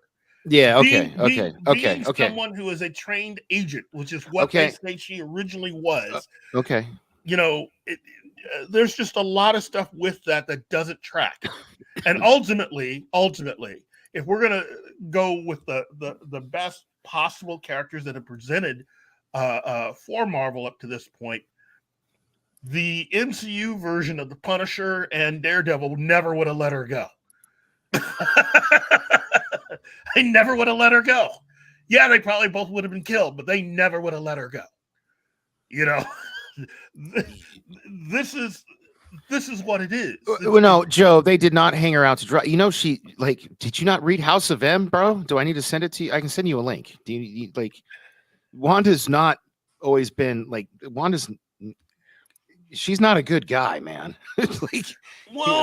She is, but it depends on how you write it. Look. Characters are whatever you want them to be based on bad. She's just drawn that way. No, well, yeah, no, I sympathize. Like, no, dude, she's one of my favorite characters because I felt like she's had, whether it's the comics or the movies, although they couldn't do a lot in the movies because she's not Magneto's daughter and all that other shit. But I can sympathize because I've been through it. Empathy is when you haven't. So yeah, I can sympathize with the character. a lot. And I could see how it could make someone break bad, how it could break them, especially if you had superpowers. Shit, you know. And again, even look, I love Breaking Bad, but even that show ultimately had, you reached a natural conclusion. For everything that happened, Walter did pay a price. His personal life was not perfect. As he began to make more money, things started to go bad. But here's my other thing though with the character of Wanda. You got to deal with the fact that she's got a sister, Polaris, who was done justice as far as I was concerned in the television series The Gifted. Another one of those Exactly. That's what I was saying, King Sport Cal. Sorry. non MCU, but still really well done television shows for Fox. And again, ironically, as the X-Men film series was headed straight for a major dumpster fire, to have made this TV show and been good at it shows you that ultimately they were headed the right direction, and that Jeff Loeb wasn't given the opportunity to expand upon a lot of the stuff that he had started. That's a talented MFer right there. But hey, man, I don't want to be the reason. You got 24 minutes left, and we got get back we haven't even got to your recommendations. We're still talking phase 4-ish kind of. Okay, well, look, as far as my recommendations go, as far as phases 1 through 4, phase 1, all of it. But if I had a gun to my head to say ultimately what I consider to be the best phase 1, I gotta go with Captain America: The First Avenger. It's much followed very closely by Thor, which is a good example of a film that was written by one of the best Marvel comic book writers, J. Michael Straczynski. Yep, Straczynski, man. And for those of you who don't know, he's the old man that tries to pick up the hammer when you first see it. That's him. Both he and Stan Lee make cameo appearances in the film, trying to get the hammer. Bill Barclay, yes, we will see White Vision again for sure. Oh yeah, I think. they're gonna do something with it. Some dude, like, look, Joe, we'll talk later, man. Like, you got to read. I got some reading suggestions for you, man. He's talking about the movies. Yeah, but I guess that's why it's hard for me. Like, in a way, I kind of envy you guys who never read the comics. You know what I mean? Because it's always there. It's like, I don't know. My recommendation for phase 2. Phase 2. Okay, look, seriously, this is gonna piss some people off. I don't care. There is only one film that should be your answer if you're talking phase 2 of the MCU. Okay. Captain America: The Winter Soldier. You preach it. Say it again. Yep. Captain America: Winter Soldier, baby. That's what it is, baby. Yeah. There is no other film that is as well written and put together as that. I'm sure that there are people that actually like the other movies, but come on, dog. Dude, no, that movie it's so good. It's like, this was something, it reminded me of something I want to say earlier. The cool thing about Marvel is they're like, I hate that they're like comic book movie genre, because they're not, because you've got industrial espionage, like political thriller, you've got heist movie, you've got comedy, like it's got all these different, like Marvel has a bunch of different genres. Yeah. But the political thriller, give it up there. Winter Soldier was, let him know. Chef's Kid, dude. I love that movie. That's like my go-to Marvel movie, actually. And you know what? The thing about it is, and I know, again, I'm going to piss some people off with this one. You're going to have to thank DC and Warner Brothers for the biggest actor that you have in that film. Because had they not made The Road to Perdition with Paul Newman, I don't think you ever would have gotten the Sundance Kid to be in. Robert. Yeah, no, totally. Well, that's funny because in an interview, Robert Redford said something like to the effect of, when he got the call from his agent, he was with his grandkids, and his grandkids were like, if you don't do that, we'll never talk to you again. If you're not in a Marvel, it's something to that effect. Like it's out there. Yeah. And again, it's just a good movie. The entire cast.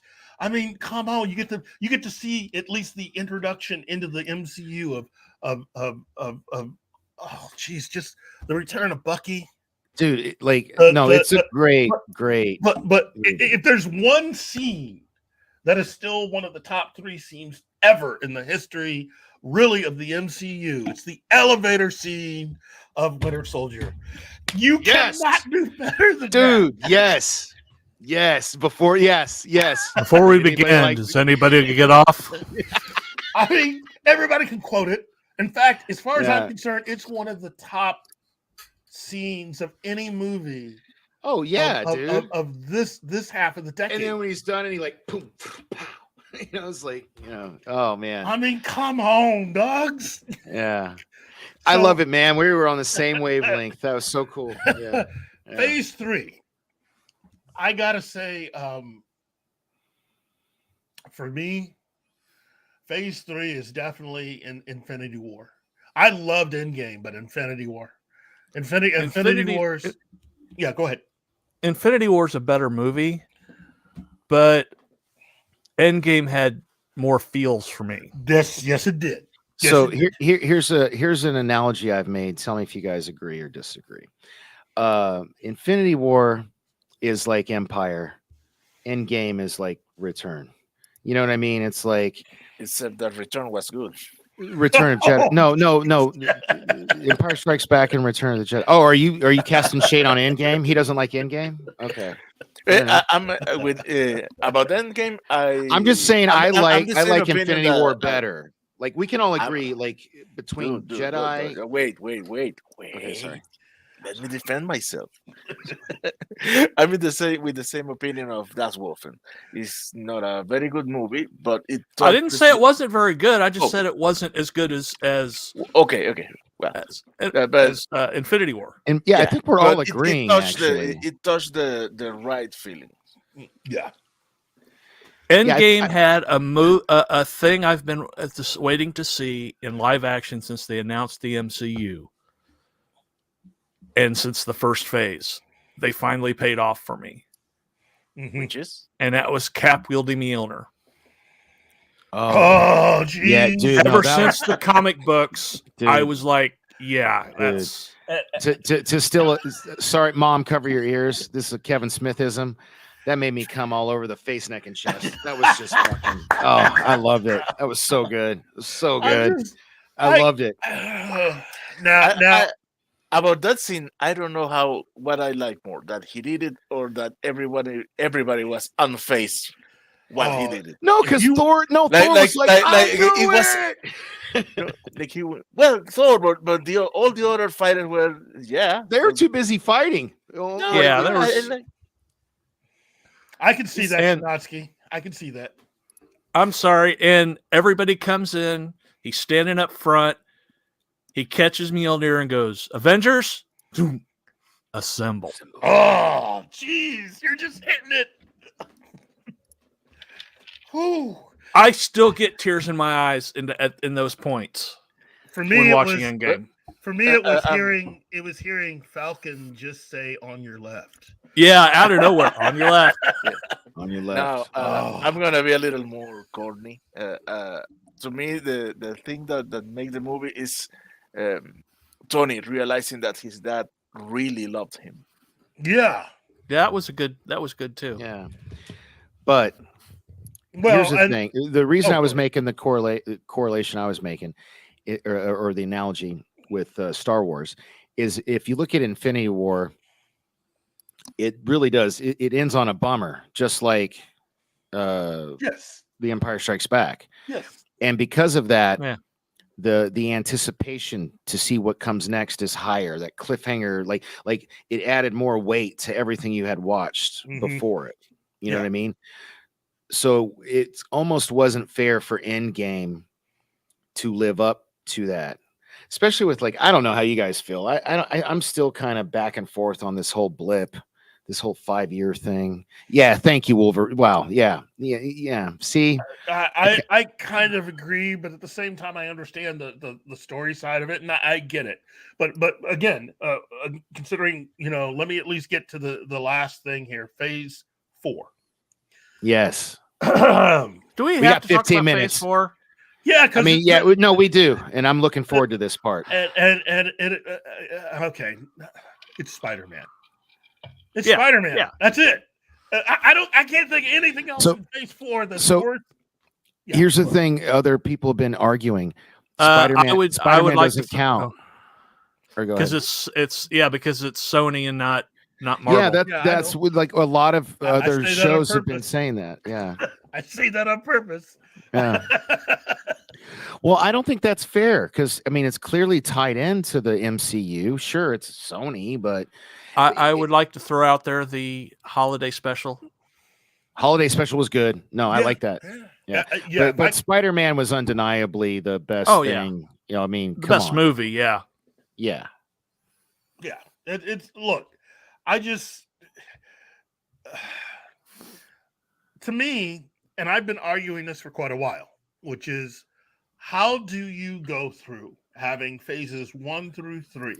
You have all this buildup, and coming right out of the gate, we're going to start with Black Widow and come out with wait. Come up with a crap film that was, because that film makes almost no sense. First of all, it was never supposed to be a part of Phase 4. COVID made that happen. I understand that. Okay, but so it's still a terrible movie, but I just wanted to say it shouldn't be included in Phase 4. But also for the amount of money they spent on it.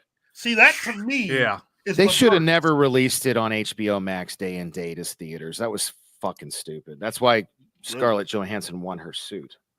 You mean Disney Plus, right? What did I say? HBO Max. I meant Disney Plus. Yeah, sorry. The thing is, I don't think that would have HBO helped. Max is on my mind because they just raised their price with no fucking warning. I'm probably going to cancel it. It's not worth it anymore. Here's my thing with this. You have built up this character. You've shown what she can do. And the moment you finally decide to give her own solo film, which had you done it earlier, you would have beat Wonder Woman. But you decided to wait. Yep. And so it's out of order, and we already know she's dead. And sorry. Yeah. Rather than trying to create a really good character study and to have a film that fits everything that you've shown us up to that point, you turn her into a superhero. You have her doing stuff that there is almost no way some of that stuff she could survive. So you end up kind of sort of giving her superpowers in order to get through that entire film. I'm agreeing with you. It was a very ill-conceived. It's an ill-conceived film. Yeah. If they had you didn't need to spend anything over $80 million in that movie. And I'll say it again. You should not have spent over $80 million in that film. Testify. You should have spent and had a script that was more in line. No, Black Widow. No, Winter Soldier was good. I don't know. I don't think you were here when we were talking about Winter Soldier. Black Widow is not good. Yeah, it's you had a lot of really good actors and actresses in it, but your script was garbage. And on top of that, you should have treated it like a Bourne movie. That's really right. Yeah. Yeah. You should have treated it like a Bourne film. Or a chick wick, as the salty nerds like to say. Yeah. You should have treated or like Salt. Yeah. I mean, how is that a difficult thing? Just it's Scarlett Johansson. You've got her on the run post the events of Winter Soldier. Now that all the information's out there, I mean, seriously, this film almost makes itself. Once you do that. And so, but no, you wanted to turn her into a superhero. You wanted her to do like jumping stunts and fire a pistol in the air. What is this? Is this an MCU film, or are you making another film in the Fast series? No, did John Woo shoot that scene? Yeah, right. No, it was really unfortunate. When I first heard that it was going to be, I mean, because obviously she had died in the Avengers movie. But when they said that they were going, it was going to be back in time, I was kind of actually hoping to see her and Hawkeye doing all the shit they talked about in those first couple Avengers. Right? Wouldn't that have been cool? I want to know what happened in Budapest. Right? Yeah.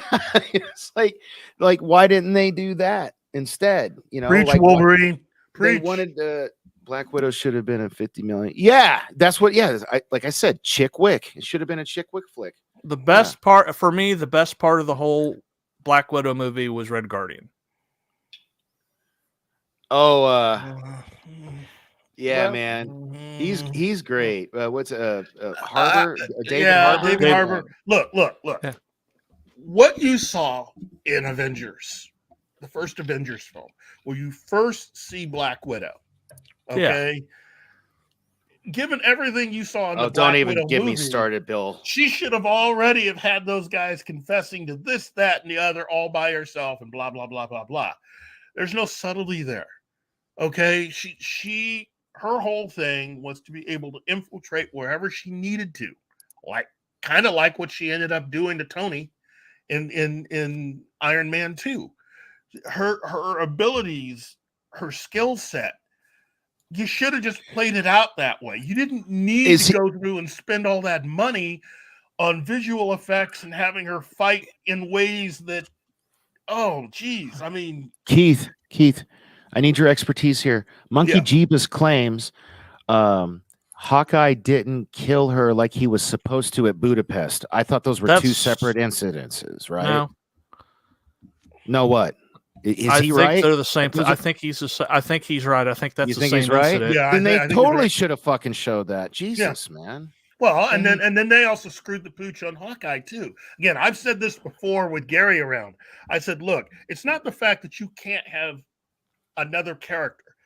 I love Kate Bishop, okay? But when you call a show Hawkeye, and you're going to make this I mean, I've gotten this argument a lot. She is also Hawkeye. Yes. Yeah. No.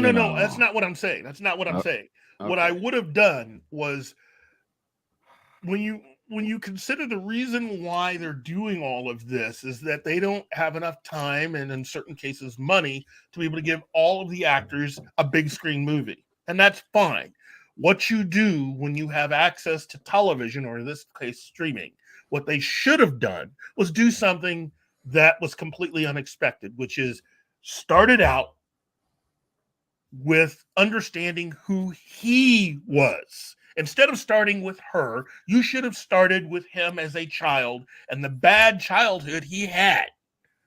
And how come he has these skills? Here, man, I'll do you one better. This season that we saw of Hawkeye should have been season 2.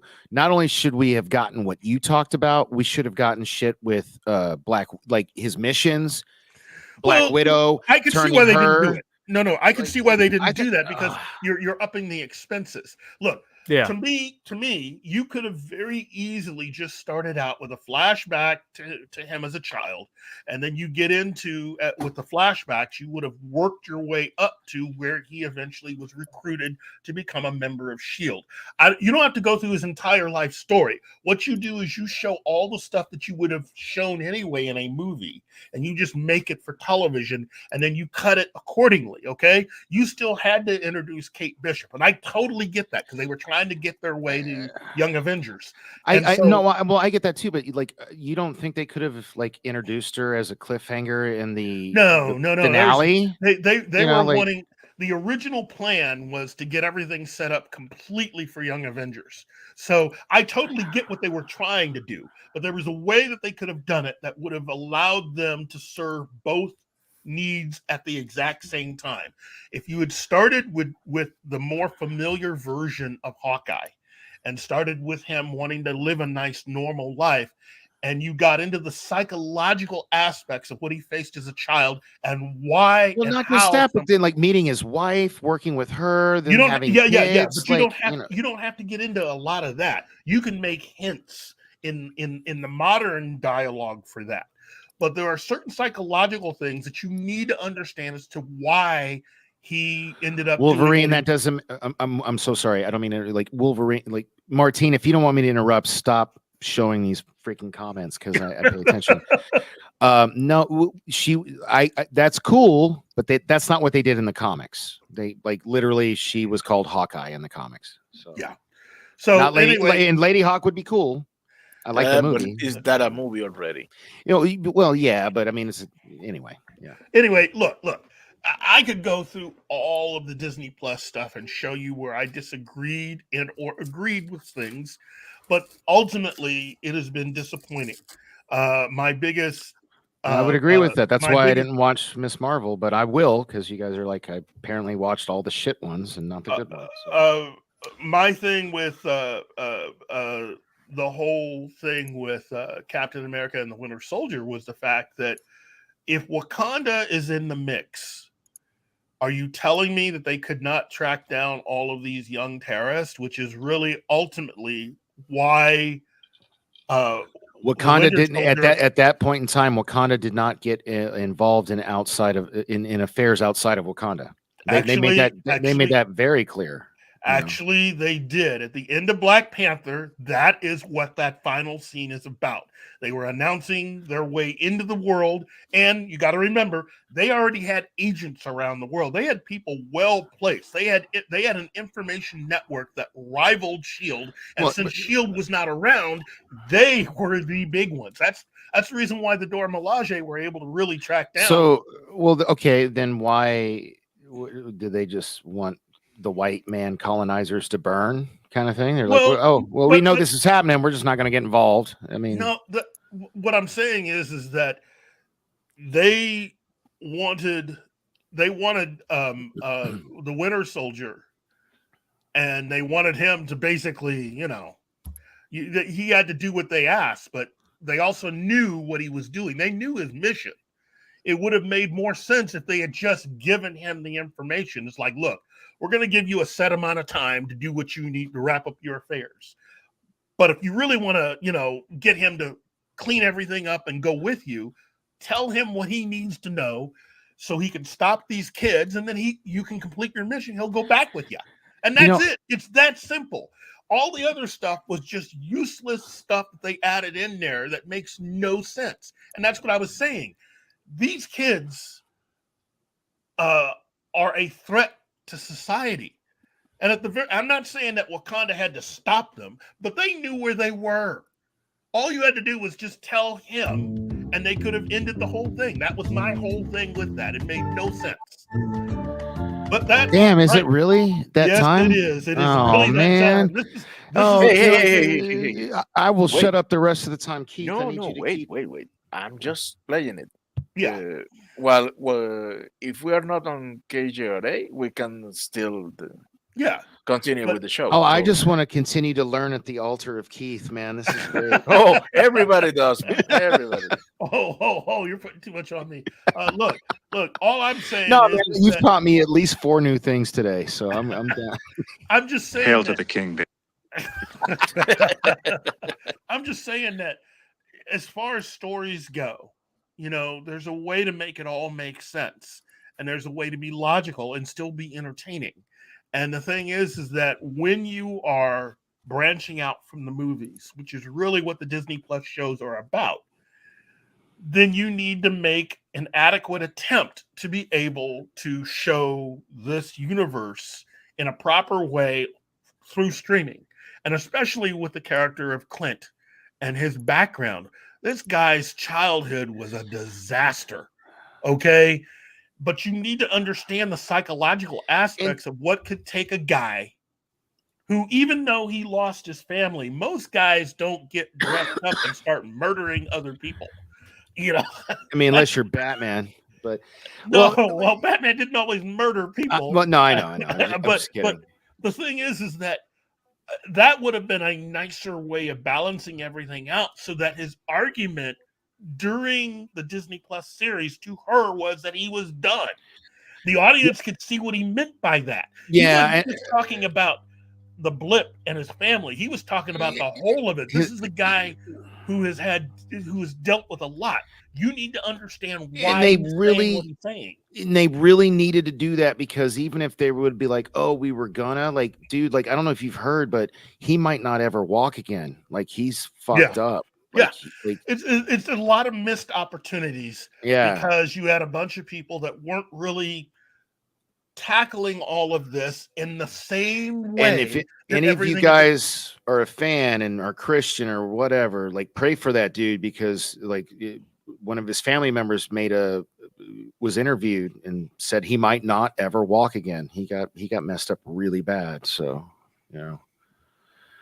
Yeah, I hope that they're able to talking about Jeremy Renner's life.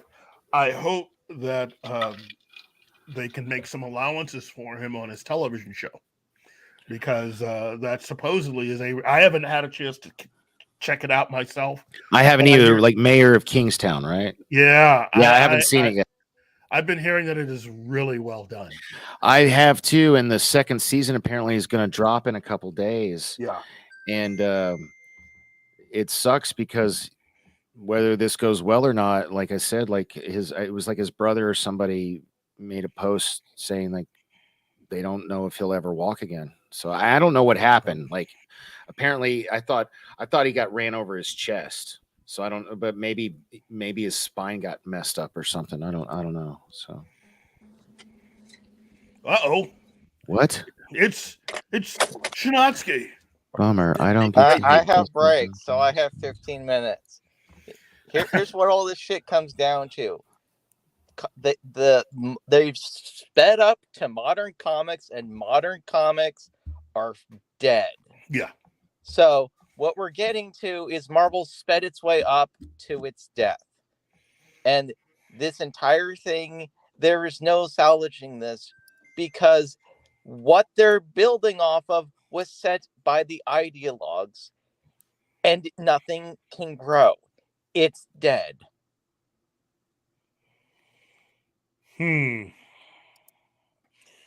Yeah, well, I mean, I can't argue with a lot of that. I mean, it's just yeah.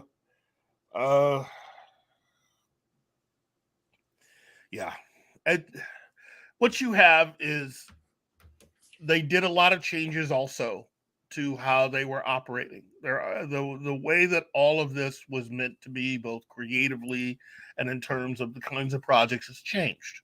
You know, the mission has changed. They haven't admitted that. What they're attempting to do is trying to get you to believe that all of this is all part of the same thing, that we're still doing what we've always done. And that's not true. And my argument is that a lot of this changed because Kevin Feige is no longer as invested as he once was with the films. Hey, Real Wade Gaming Clips. How's it going? Anyway, no, I mean, if Kevin Feige were just focused on the films, I don't think a lot of the stuff, as far as the bad storytelling that we've been getting, I don't think a lot of that would be as big a problem. Notice I said as big a problem. I still think it'd be a problem, because I was saying the same thing when it came to Civil War. That, to me, is where a lot of that whole scrapbooking thing comes from. Where you're filming all these different versions and scenes and just sort of storing them for whatever reason. I mean, you're going out and spending money like there's no tomorrow, and it's almost like you've forgotten how you started out back when you were, again, how do we put it, hungry. You know, Yep. Phases 1 and 2, when you were just starting out and hoping people would watch and enjoy. I think they've kind of lost it, and they've lost it on purpose. You know, you've got people now running things in the film division like Nate Moore and Victoria Alonso, who they have other things going on in their minds, and they are wanting to communicate different things that are almost completely opposite of what you were attempting to accomplish with Phases 1, 2, and 3. So, to me, that's the reason why Phase 4 is a failure. It's just, it doesn't sync up. And again, there's a way to achieve some of what they are talking about, but they have chosen not to go down that path.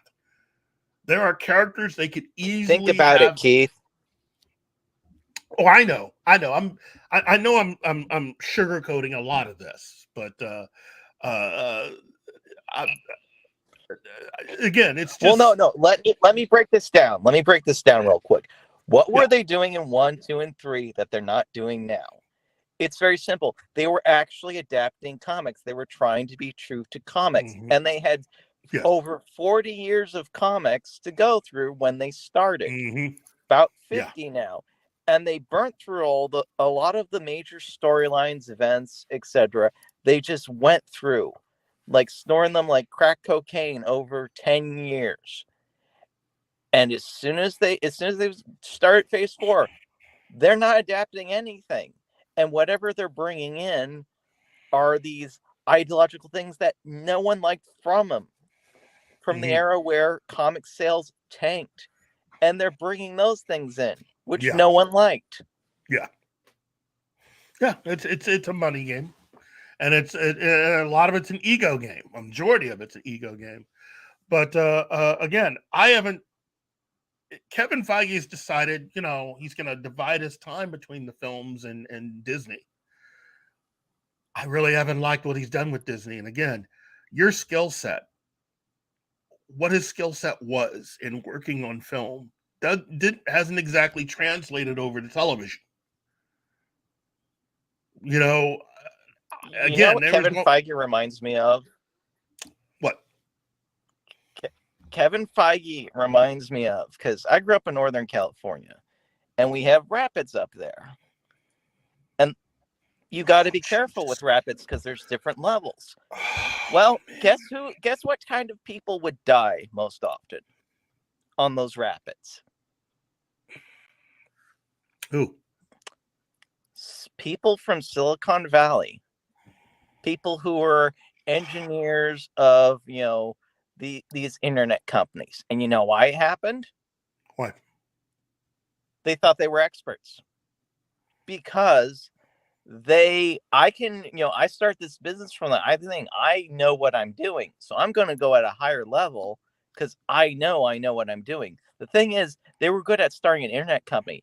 They didn't know shit about running rapids. Yeah. And Kevin Feige's the same thing. He had his skill set and got good at producing movies and had a good formula, everything down. And now he's trying to do more in areas that he's not qualified for at all. Wow.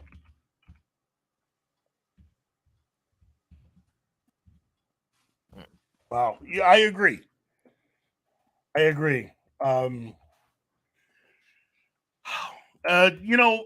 just think that there is a way through all of this. There is definitely something that can be done, but I don't think they have the ability to do a lot of that. If you have Victoria and Nate running the show as far as films are concerned, you're never really going to see us go back to what we had before, because I don't believe either one of them are capable of doing and providing the kind of entertainment and thrills that fans really liked seeing from phases 1, 2, and 3. They may have played a part, Victoria especially, certain things in phase 1, certain things in phase 2 and phase 3, and Nate's contributions. But the thing is that, especially Nate, when you Google Nate Moore, you know what comes up? He's a producer, he's a writer, he's someone that's been in Hollywood. Oh, and comic book fan. My thing is, if he's a comic book fan, I'm king of the world. I mean, come on, Nate. If you truly are a comic book fan, you're probably a fan of what Marvel Comics has been these last 10 years. It's a false platitude. It's they can just put it on a bio. They don't have to prove it at all. They don't have to back it up. Yeah, it's words. It's just words. It's something to distract the fans. And I understand. Look. Here's the other thing. Lauren Shuler Donner I may not have liked a lot of what she did as far as a lot of her comic book films that she led. I'm not a big fan of what she did with Constantine. All the changes between what she did with the film and the comics, that was her. And she did it on purpose. So that film had, here's another little tidbit. The Keanu Reeves Constantine movie had 9 producers. Every single one of those people that were producing were there to help mitigate what she was doing. So that movie is a direct result from all of these people, and it's a healthy mix. You had 9 producers, 5 were people that she worked with doing the X-Men films, and the other 4 were all people that had worked with DC properties from Warner Brothers. And between these 2 groups, they were able to stop her from changing enough of it to at least have some kind of an entertaining film. Well, there's your problem. Actually, I'd say the problem with the industry, in a nutshell, is all the Ezra Millers. Because ultimately, screw it up that bad gets a slap on the wrist. Yeah, screw up a movie to absolutely terribly, do all this shit to mitigate it so you don't have any responsibility for it. You're allowed to do your terrible shit all over again. Yeah, she was a part of the group of people that looked at the dailies, listened to the argument, and decided, you know what, we should just go ahead and we should take this this character here and take his healing factor and just sort of make him a hodgepodge character, and let's give him the ability to sort of like disappear and come back, and he'll heal really quick, and then we'll have these massive swords come out his arms, and you know what? We don't need to hear his voice anymore, so we'll just sew his mouth shut.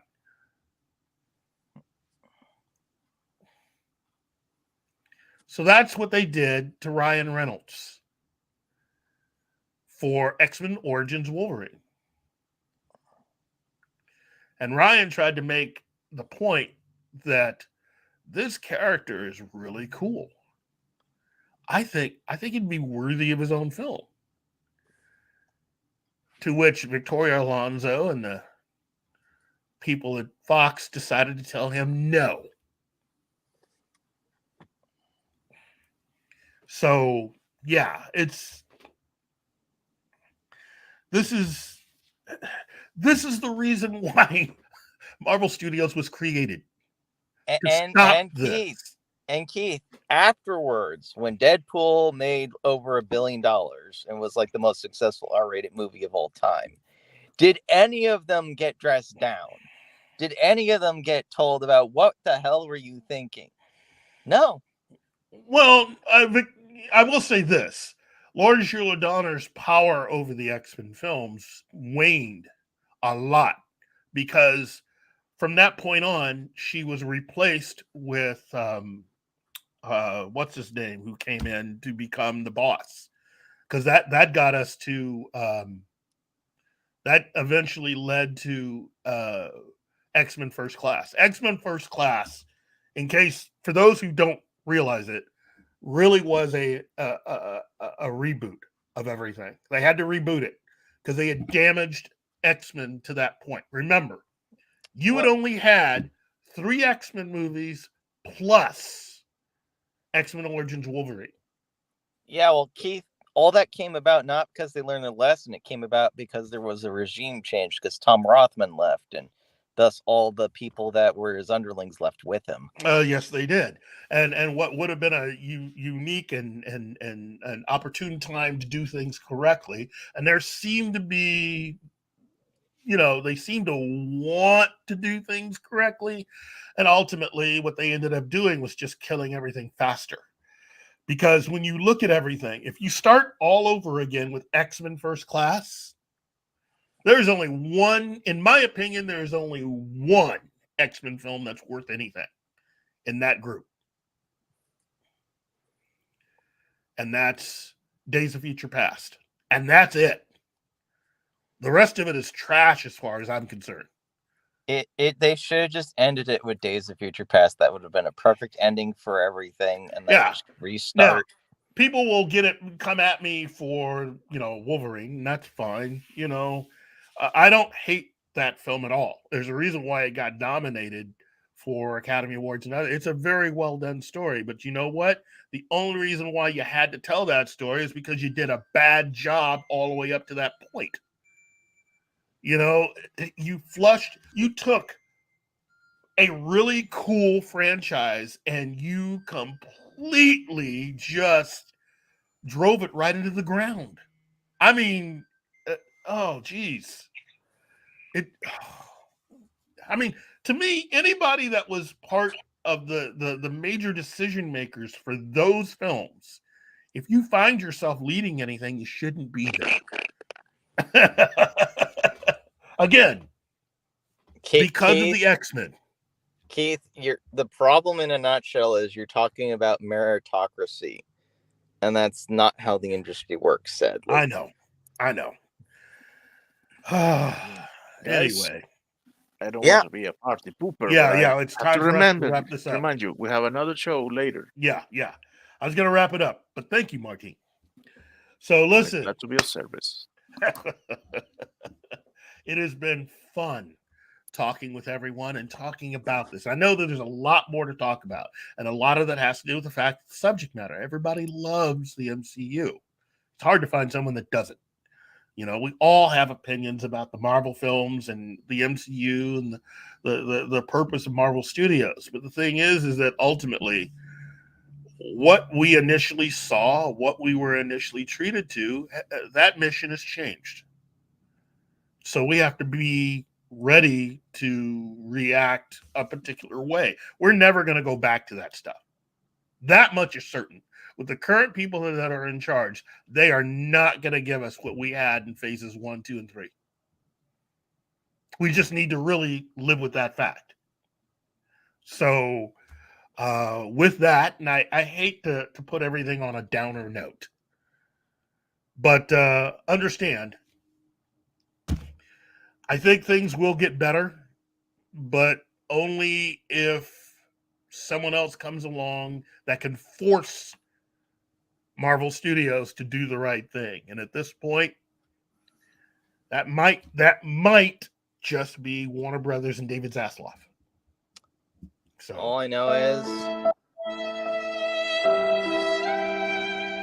well, I want to thank everyone on the show. John, Shanatsky, definitely Martine. I want to thank everybody in the chat, which has just been vigorous and you guys have done an amazing job today. I hope to be able to see you guys later for our TGIF show hosted by Gary. Look, all I can say is try to have a good day. Be good to yourself as well as everyone else. Talk to you later.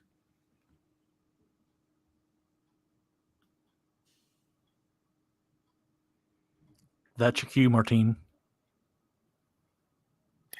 Sorry, I was muted. I was making excuses of why I haven't rolled the credits. And it's all good. 1, 2, 3. Hey guys, thanks for watching Pop Culture Minefield. If you've enjoyed the show, please make sure to like, subscribe, and don't forget to click the bell icon for updates on our shows and channel. Also, please leave a comment, and we'd like to know what you thought of the episode, as well as letting us know if there's something you'd like us to cover in a future episode. Don't forget that you can become a member of Pop Culture Minefield now. Make sure to visit our membership page and merch store at popcultureminefield.com. You can always find Pop Culture Minefield on Twitter, Facebook, Instagram, YouTube, and Twitch.